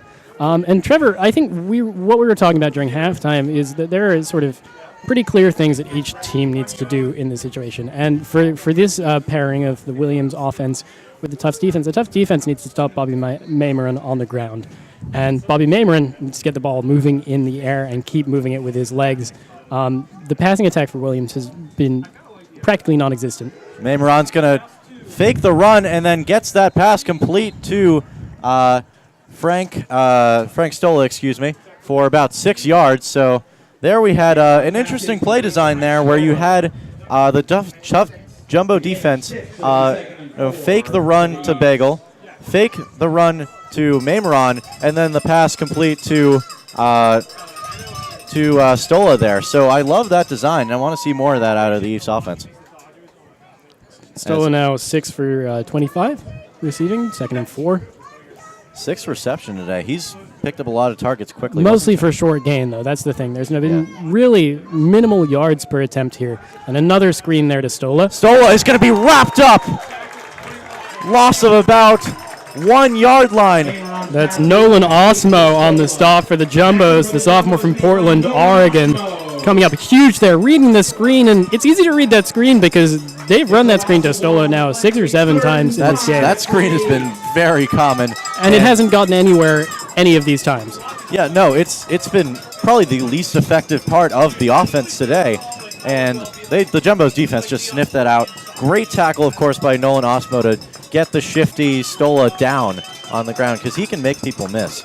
So, and now it's a crucial 3rd down and 5. First possession of the half for the Ephs, and that pass is going to be complete, but he's going to be short. And that's all on Bobby Maymerin's passing ability. He underthrew his receiver. The receiver had to go to ground, couldn't pick up the extra yard. And so Bagel ends up getting stopped at 4th and 1 instead of being able to run for a 1st down and then some extra yards. And that's just a mistake that you don't want to make, and you really shouldn't make. And talking about the conservative nature of this passing attack for the Ephs so far, this is an offense that came into the game with an average yards per completion of 12.7, average yards per attempt of 6.2. And here are the average yards per pass play for the Ephs in this first half and on this drive as the punt long collected at the 26. By Jack Dolan. Jack Dolan looking for room, still running, makes the man miss. He's still going, and the return game for Tufts is still going strong as Jack Dolan returns it for about 15. They're on the 45-yard line. 1st and 10, almost in Ephs territory. Yeah, that's some really dynamic return play from Dolan. But as I was saying, Trevor, the average yards per pass play for this Williams offense during this half, during the first half, was 3.7. 3.7 yards per pass play. That's a mediocre rushing average. And if you're having that as your passing average, there's something wrong with your passing attack. Yeah, no. Passing attack for Williams, yards per attempt is 6.4. So they're 4th in the NESCAC in yards per attempt, but clearly well under that average. As McDonald drops back, he fires, and it is just a bullet. Dan DeLeon looking for a flag, does not get it, so that's going to be an incompletion for McDonald, and it's going to be 2nd and 10 on the 45-yard line. Yeah, I don't think there was enough there to call it on Desmond Butler, the defensive back at the corner. Just sort of shoulder to shoulder. I don't think it was any malicious play. For the Jumbos, that net pass play average is 7.7. Yeah, and that's above their season average of 6.1. They're ranked 5th in the NESCAC. McDonald hands off to Pedrini, and he's going to get only a couple yards, gain of 2 there on the play, so that's going to set up a 3rd and long. And that's a generous spot too. It looked like he only got 1, so it's going to be 3rd and 8. Yeah. Now for the Jumbos from the 47 with 12:09 to go in this 3rd quarter. Meanwhile, Maymerin 13 attempts for 99 yards in that first quarter on the ground. with a touchdown. So that's where this offense has been based for Williams. And looks like their refs are waiting on something. Oh, and it's just a clock discrepancy here. Clock It should be at discrepancy. 12:09. The clock Yeah. was stopped there after the play. Bit of wind picked up by the mic, too. Sounded like an earthquake, almost. But Jumbo's, of course, going to be on the 47-yard line in their own territory. That wind is blowing right to left on your screen in the direction that the Jumbos are proceeding. McDonald, deep drop. Not much open. Pass to Pedrini off his hands. That's going to be a drop a little high, but Pedrini should have hauled that in. That's very catchable, and that's Yeah. an easy first down for Pedrini if he hauls that in. He has more than enough room to make it almost to the Ephs 40-yard line, and instead you're going to have Alex Lapiana come along with the punting team. Now, this has sort of been a little bit of a theme for the Jumbos all season. They'll get out to a great, offensive rhythm, and then suddenly something happens. They stall a little bit, and then all of a sudden you're getting 3 and outs in your own territory. It allows teams to come back. Of course, it's 21-21 right now, but the Jumbos had a 14-0 lead in the second quarter against Trinity. As that punt by Lapiana is a good one, and that's going to be down on the 4-yard line. A booming kick from Lapiana, end over end, and the Jumbo special teams just pinning them deep again and again and again. That kick to, you remember that the touchback there on the kick there? I mean, it's just they're getting lucky rolls. Yeah. Both of these Alswanger. rolls on the kicks from Alswanger and then from Lapiana on that punt have just rolled perfectly for the Jumbos, and now the Ephs are going to pick that up for first and 10 at the 4-yard line and see if they can do any better than that last sort of middling one. Second drive started for them inside the 10, as Mameron's going to have to get that passing attack a little more risky, as he's going to throw out to number 88, Michael DeGasperis, for a gain of about, that's going to be about 5 on the play. So yeah, and that's going to increase their average. It's only 5 yards though, so that's still a conservative pass. They're doing fast passes because the Jumbo's defensive line is getting so much pressure and you're on getting, Bobby Mamer. Of course, you have that great safety play from Lapiana, as always, and it looks like they also have Robert Jones back there. So he's going to actually go back into man coverage. Run by, I think that's Bagel is going to go nowhere. Gain of a yard. So it's going to set up a 3rd and 4 for the Jumbos. Yeah, Or wrapped up by Tufts leading tackler, junior Greg Holt from Temecula, California. What can you say about Greg Holt? First team All-NESCAC last year. 39 tackles, leads the Jumbos, of course. 2.5 sacks, 5 tackles for loss, 1 pass breakup. He does it all. A little quiet in the game against Trinity, but if they can get Greg Holt going, that could actually really shore up that or take down that rushing attack by the Ephs. He is very good at football, Trevor. Yes, that's my analysis. That expert color analysis, as always, from Charlie Driver. Mameron going to run, and he's going to be picking up the first down. Yeah, and that's a situation where he has time.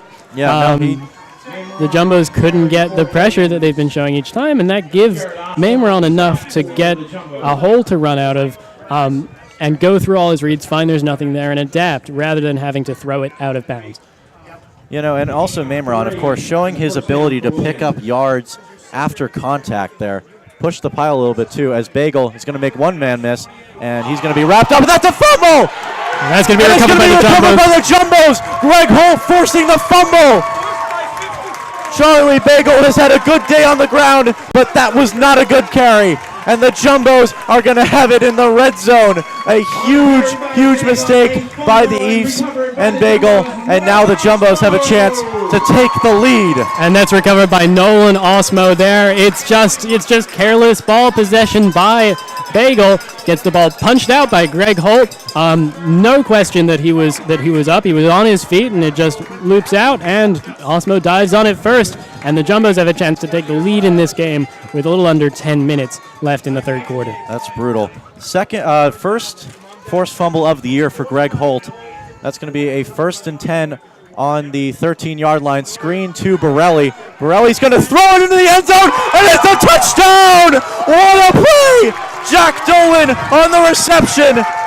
The screen to Borelli. The pass by Borelli to Jack Dolan in the end zone, and he finds a strike. What a play call by Jay Savetti. Second You have time, to love it. Second time they've done it on the year. First time it's resulted in a touchdown. That's also a situation, though, where if you're the Ephs defense, I don't think it was the most well-disguised running back throw that you've ever seen. They just weren't prepared for it at all. Alswanger on for the extra point. High snap, kick is up, and it is good. So 28-21 with 9:51 to go in the third quarter. What a turn of events for the Jumbos. I mean, and it's Jay excellent play calling. Savetti. Jay Savetti has designed a playbook that is very dynamic. There's not something that we've seen from him in the past. He's really trying a lot of different stuff to the past few seasons, and that's setting up McDonald to have the flexibility and time in the pocket to make these throws. It's allowing receivers to get open on routes, and it's keeping the Ephs defense guessing, and now the Jumbos have scored 28 points in this game, and there's still a long way to go. Yeah, that's going to be Jack Dolan's fourth touchdown in 3 games of the year. This is in fourth 4 games. Yeah, excuse me. This is fourth touchdown in 4 games. So Jumbo's clearly glad to have their number 1 receiver back. But yeah, Borelli also, that was a great throw from Borelli. I mean, it wasn't a great throw. It was a little low, but he still got it in there. It didn't have to be perfectly on target since there was literally no Ephs player in the end zone. Yeah. And 3 or 4 Jumbos receivers set up there. They really fooled him. Borelli out of the Petty School where I went to high school. As that kick is deep, and Frank Stola is going to have to knee it down. So second touchback of the game for Alswanger. Honestly, the special teams battle is making a really big impact. Yeah, today. and part of that is this wind. The wind is not negligible here, and it really helped that kick to get downfield, and it'll set up the Ephs now at the 25-yard line. But you've seen just the big returns. Mm-hmm. You've seen And the punt the returns, the kick returns, the kicking, Lapiana's punt, the punt coverage. There have been decision-making faults on both teams at certain points, but the Jumbos are winning the special teams battle hands down. And the Robert Jones kick return at the end of the second quarter was sort of the coda on that. That was the moment where that really changed the entire course of this game. I think there was just a penalty there. That moves them up to the 30-yard line. Didn't see what that was, but it's going to be 1st and 10 from the 30-yard line for the East as they attempt to rebound from a disastrous possession last time out. And I think we have to, something we haven't talked about enough, Trevor, because the focus has been on Mameron's passing and rushing himself, as Bagel takes that for a gain of about 2. He's going to be spotted at the 32-yard line there. Is the fact that actually that was Ethan McCullough. Oh, that was McCullough. Well, so the fact of the matter is McCullough and Bagel are the running backs in this game, and it's not T.J. Dozier who's out with injury. Yeah. T.J. Dozier had 496 yards coming into this game. It's 496 yards of offense that have not been able to be on the field because of that injury, and that could have changed this game up drastically. Yeah, second in the NESCAC in rushing. A huge loss. You can't forget about that as McCullough runs to the outside and is brought down by, I believe that's number 19, Jack Walton. So good tackle by Walton to prevent it from, breaking a hole. And that's going to be a crucial 3rd down and 5 for the Ephs offense on the 35-yard line. Walton's been a good addition to this linebacker core. Chuck Calabrese graduated last season. He was a good pass rushing and covering linebacker for the Jumbos, and Walton sort of slid in there pretty seamlessly. Yeah, before this game, he had 22 tackles on the year. Tyler sack 3.5 tackles for loss, so he is an excellent player, and the Jumbos just really have an excellent linebacking core in general. Yeah, Tyler Scales, another linebacker of note, as Mameron throws, and that's going to be complete to Frank Stola. So in triple coverage, too. Pick up the first down. Dangerous decision by Mameron, but he makes it work, and they're going to be on the 43-yard line with a 1st down and 10. Great reception in pressure there by Stola, showing why he's the number 2 receiver. Yeah, that's one of his better throws of the game. Hits it right where it needs to be into Stolo's hands, and Stola can't pick up anything after because he's surrounded by Jumbo's receivers, but the fact he made that catch is really a strong commendation of Mameron. Low screen there, and that's going to be incomplete to Frank Stola. That's probably for the best. That was going to be a loss. Yeah, loss of about 3 or 4. Yeah, there. and he's also just lucky there that was a forward pass, because if that was a lateral, that would have been returned by the Jumbos potentially for 6. Yeah, you also have to talk about the fact that Frank Stola would have gotten absolutely obliterated on that screen. Yeah, that screen hasn't been working, and they've been going back to it again and again and again, and I don't really understand why they've been doing that. Yeah, you do have the coach of the year on the opposing sideline here. So we'll see if he changes up the play calling a little bit on 2nd and 10. Pressure here. He's going to be brought down for the sack. That's going to be Stephen Timmons on the play. First sack of the game. And Mameron is a little shaken up, slow to get up. But Stephen Timmons, an excellent job. Timmons just comes rampaging in, the linebacker, after the defensive line breaks down the pocket for Mameron, forces him out. Timmons just rushes, drags him down to earth with 2 hands. A huge sack. Jumbos, and now a 3rd and 14 from the 39, 7.5 minutes to go in the third. Third sack of the season for Timmons. He is a quarterback. He just feeds on him. And that's a moment he can make something happen on the ground, but Timmons in the flat is dropped by Bagel, and that's going to force another 3rd down there. Well, also this drive hasn't had Mameron rushing as much. That's true. There's the punt landing, dropping in at around the 30 and going out of bounds. No return. Interesting decision after the half to go away from the thing that's really been working for you all day, and that's gotten you 21 points. As McDonald starts this drive from the 30 in the shot. He's going to take it himself and throw over the head of Frank Roche. It's an unfortunate mistake there. Had Roche open, did all the hard work, then getting into a position to throw that ball and just overthrew his receiver. Yeah. And if the Jumbos can put up a touchdown here, that would really change this game. To go up 2 scores, especially after the fumble, which was disheartening for the Ephs offense. And Williams has lost, before this game, they'd lost 5 as a pass complete in the flat to Borelli. He's got room. He's still going past the 50. Down line. Borelli in the flat makes it. Has been so strong throughout the year. The 2nd-ranked defense in the NESCAC hasn't really faced a challenge yet. And we're going back for 2 running backs here. Okay, so we got the 2 running back set with Borelli and Pedrini. But yeah, the 2nd-ranked scoring defense in the NESCAC. 8 points with 6:43 to go in the 3rd. Credited with the tackle. Out of Prince CAC has really performed well. Has been hitting his kicks, has been hitting his punts. Great weapon here for the Ephs. The Jumbos off 28 seconds left in the 3rd quarter to head into the final quarter of regulation. And here's McDonald with O.J. Armstrong out to the slot, and it's going to be a timeout by Tufts. So interesting by Eddie. The ball had been snapped, but he called the timeout right before. Probably wants to discuss what they're going to do before half ends. Do you think the win? Averaging 3.4, Borelli averaging 3.8. Ryan McDonald has rushed 3 times for negative 10 yards as a result of his ankle injury, because he's not really been attempting to do that at all. It's a real credit that even with no rushing attack, which has been the bread and butter of this team, the Jumbos are up 28-21 against Williams. But at the same time, if you're not going to be able to drain this clock, if you're not going to be able to keep these drives moving, then you run the risk of putting all the onus on your defense to step up time and time again. And when you have these 3 and outs, when you start to see the Jumbos offense fall, that's also when the Jumbos defense starts to go from bending to breaking. So you don't want to see that here out of the Jumbos, as it's 2nd and 14 from the 21-yard line. Man, Borelli sort of gets hit in the back, but rolls out of that, and he manages to pick up another 6 or 7 yards, and that really changes this set of downs. It's 2nd and 8 now. Yeah. McDonald in the shotgun, takes the snap. Getting driven back is number 62, and that's going to be a flag, almost intercepted by number 17, Wesner. But it'll be unfortunate if this is holding on number 62. From the 40-yard line, McDonald in the shotgun. Well, bobbles the snap, fires over the middle, incomplete. Intended for Jack Donahue, I believe. Donahue and Roche kind of ran into each other. I don't think there was going to be anything coming out of that passing play, regardless of what happened in terms of the accuracy of the pass. There were too many bodies in there.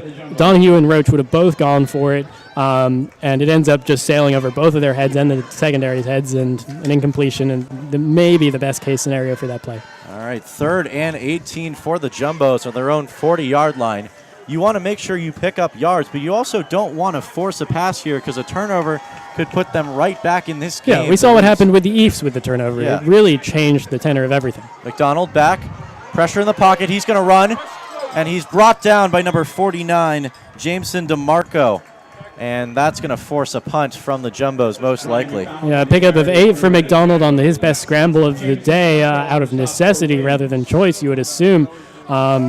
But it's still not going to be enough on 2nd and long, as 2 holding penalties really kill the Jumbos on a drive that could have been promising and had some nice plays.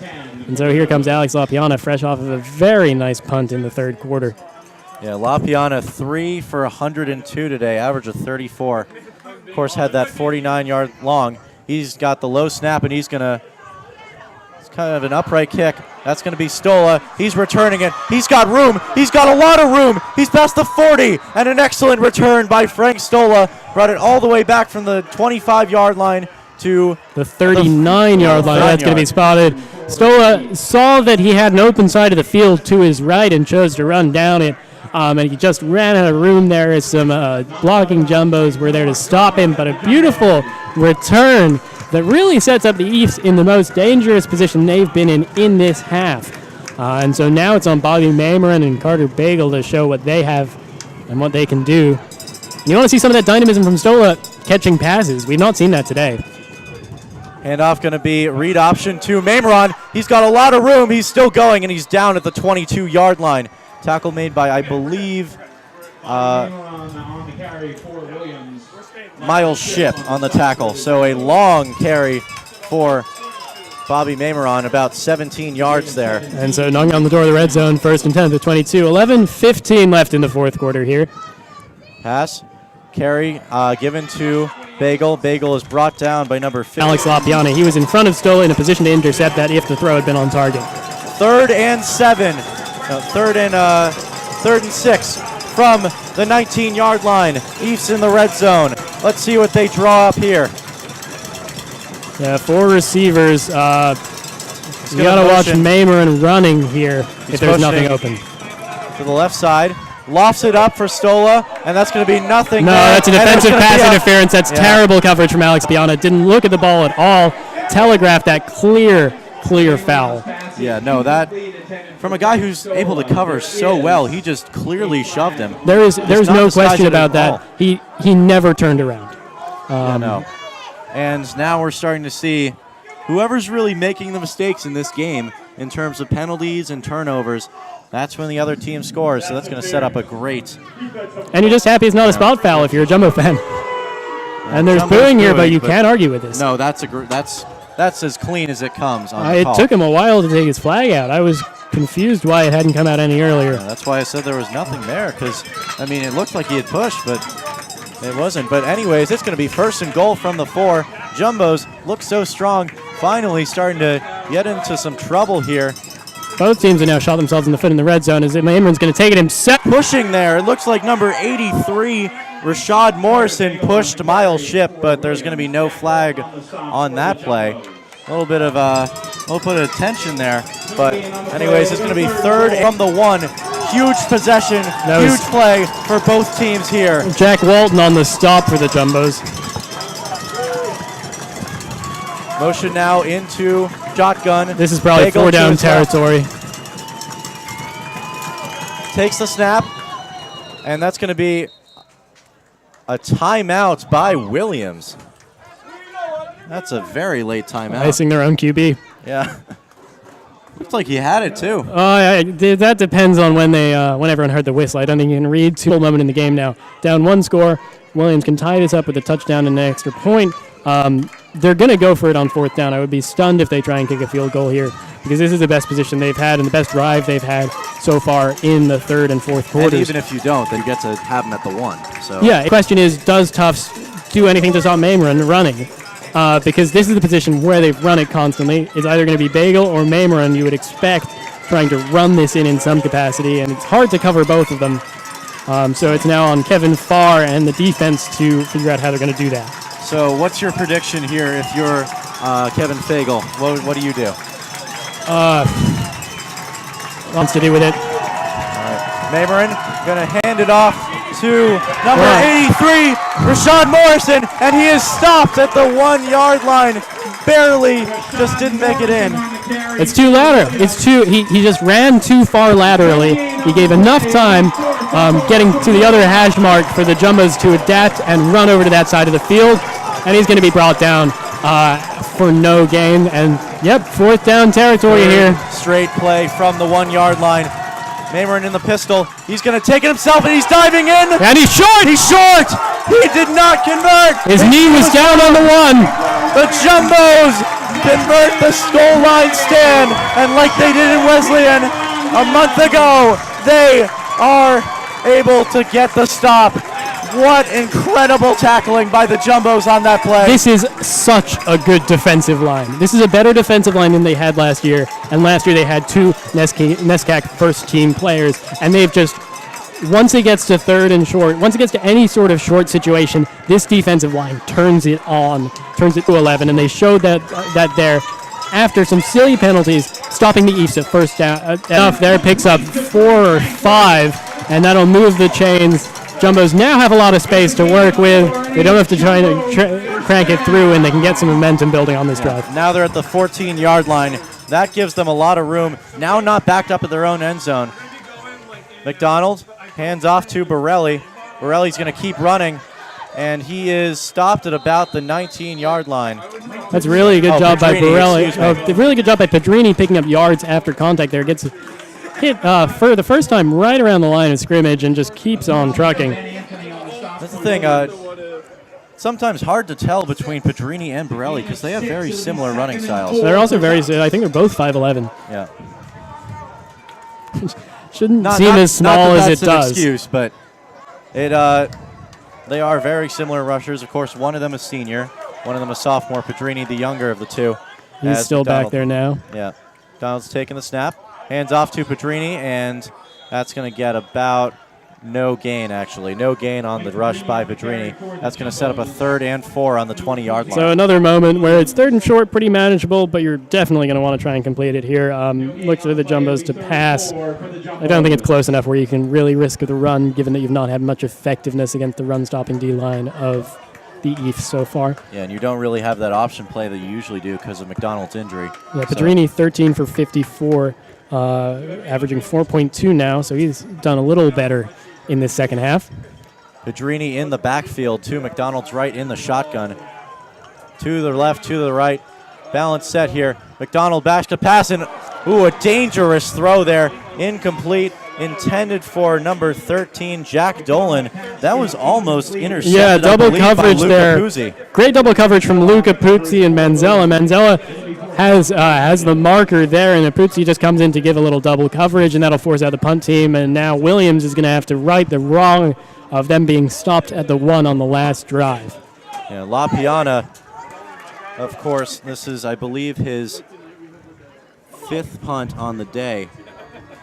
Yeah, this is going to be his 5th punt on the day. He has punted 36.8 for the year, and he's back to punt. Ball is high. Very high, and that's going to be bouncing around the 36-yard line. So a great punt. Yeah, Alex LaPiana. That's going to be 44 yards. It's 5 off his long for the day. He was averaging 33 today. He's going to bring that up. That's a huge punt from Alex LaPiana. Yeah, that's great that you can just count on those Jumbo special teams. And that was what's so important about getting out of their own end zone and converting that first down, because that probably would have been around the 50 or the 45-yard line if they had 3 and outed there at the beginning. Something the Jumbo's offense has done this season that they haven't done in the last season. Mameron's going to take that himself. He's got a lot of room. He's still running. He's going to pick up the first down, gain of 12 on that carry by Mameron to the 49-yard line. Too easy for Mameron. But what the Jumbos have done is minimize turnovers. This game has hinged on a turnover. That's why we're at 28-21. And the Jumbos have not made a mistake to give up the ball yet. First down and 10, handoff to Bagel. He's going to spin around and get to the 46-yard line, so a gain of 5 on the carry. For Williams. This offensive line looked like a liability earlier, but now it's really starting to shore up, and they're getting great gains. And it might be the fact that it was just one first down and then 3 and out after for the Jumbos. Mameron on the carry, and he's going to be brought down for no gain behind the line by number 90, Quinn Fay. There we go, the D-line penetrating behind the O-line and making the stop. That's what they need to do on Mameron. I was just going to say they were tired, but they didn't show it there. Broke through that offensive blocking and just brought down Bobby Mameron. Crucial third down here. 4:38 to go and counting. Mameron, high snap. Picks it up, evades the rush, throws, and nowhere near a receiver as he was decked. And that's I believe Quinn Fay. That's a good no call there. Some would say in the NFL roughing the passer, but here in the NCAA, that was a hit that came a little after he threw the ball, but nothing could be done by the defensive lineman. And pick up a stop there, and they're going to go for it on 4th down. Yeah, they're going for it. 4th and 5 from the 46. Crucial play here. Mameron in the shotgun. Bagel to his left. Balance set here with the receivers to the left, to the right. He's going to take the snap. Throwing. Incomplete to Frank Stola. And that's going to be a turnover on downs. Excellent coverage there by the Jumbos. And a little off target there by Mameron. But just another turnover on downs for the Jumbo This defense. Jumbo's secondary has been putting in work. And we're not talking about Jumbo secondary highlights because Mameron isn't completing these passes because of coverage and because of good defense. This is a Mameron 18 for 29 now for 107. That is very few yards for that sort of completion rate. It's been conservative play calling because of respect for this Jumbo's defense. They've been unable to move the ball in the air at all, and they show that again. There's a 4th and 5, and they can't get that pass completed. Yeah, it looks like there's going to be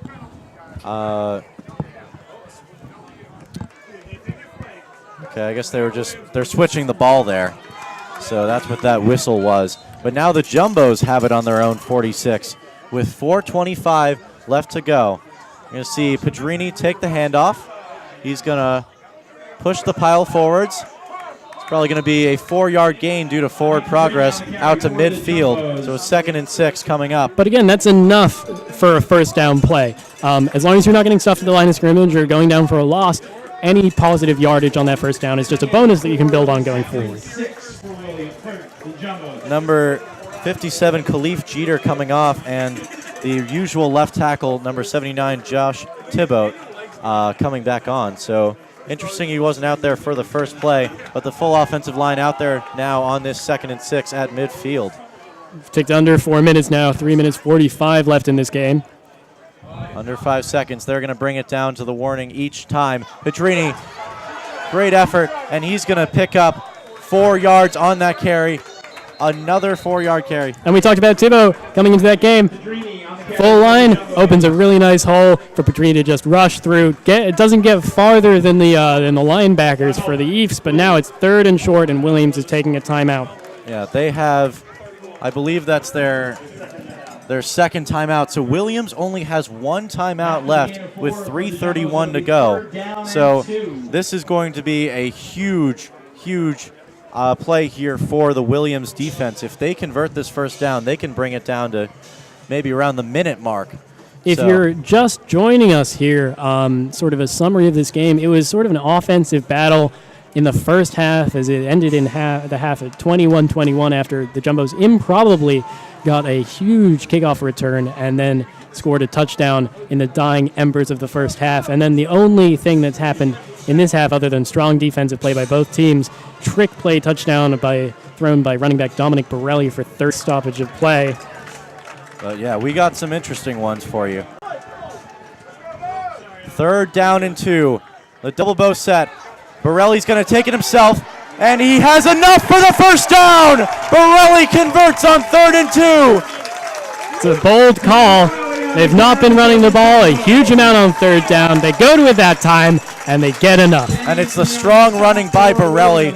He was hit by contact at around the line of scrimmage, at least 1 yard after, and he just powered through. And I believe, they're going to again. I believe. No, I think they're bringing in an official measurement now. Oh, a little okay. discussion between the refs as to where this is going to be. So he may not have picked this up. We're going to see.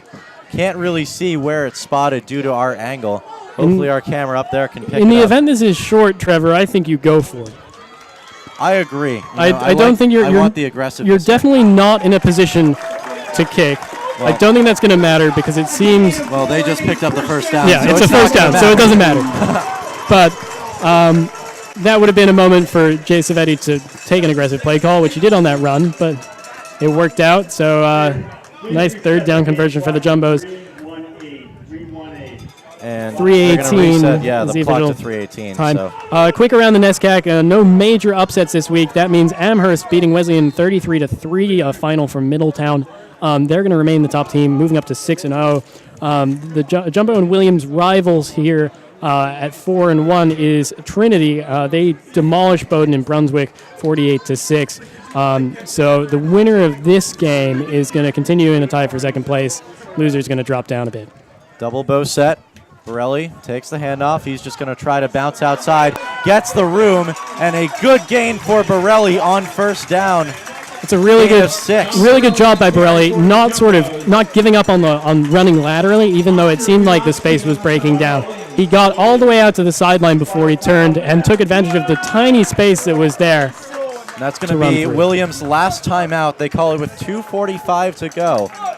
So essentially, I think what they're trying to do here, Williams, by calling the timeouts at this stage in the game, 2 minutes 45 left, is make sure that the Jumbos end this drive whenever it may end, however it may end, with enough time to have at least one drive to the end zone and be able to do an onside kick in the event the Jumbos score a touchdown. Yeah. You'll see Alswanger practicing his kicks over there. His long this year is 41 yards. So if they can get to about the 24-yard line or inside the 20, they've got a chance to make it a two-possession game, which would be huge. And effectively, Isit saved some trickery in the end. Well, you never know, Trevor. Just look at the end of the last half.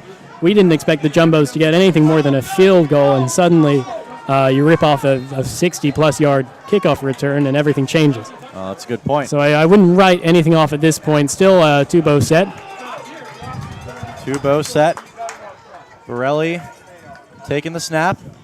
Interesting formation. Borelli's going to take it up the middle, and he is going to get the first down. Borelli converts again. 5-yard carry for the senior from Petty. And it's taking advantage of the fact that they've kept running it to the outside there. Borelli gives it a sort of look, makes it seem like they're going to do that again, instead takes it up the middle, and the offensive line stays strong, doesn't necessarily develop a huge hole, but gives them enough. And they're just going to keep winding this clock down. It'll go almost down to 2 minutes before this next snap. And you're not going to see McDonald again in this game anymore, as you know the Jumbos are running, and you have your two running backs here. Jumbo set for the Jumbos, as Borelli's going to take it himself into the hole, but great tackling there by number 37, Edward Manzella out of Allentown. Drops him for a loss, and it's going to be 2nd and 11. Manzella, that's his first tackle for loss of the season. And here comes McDonald now. All right, so that was a or actually, poor prediction there. Okay, here's something to watch. They're actually just going to kneel right now. That's why Lapiana is back there. So I think they're gonna try and get the clock down as low as they possibly can and snuff out any chances for the Ephs to do anything.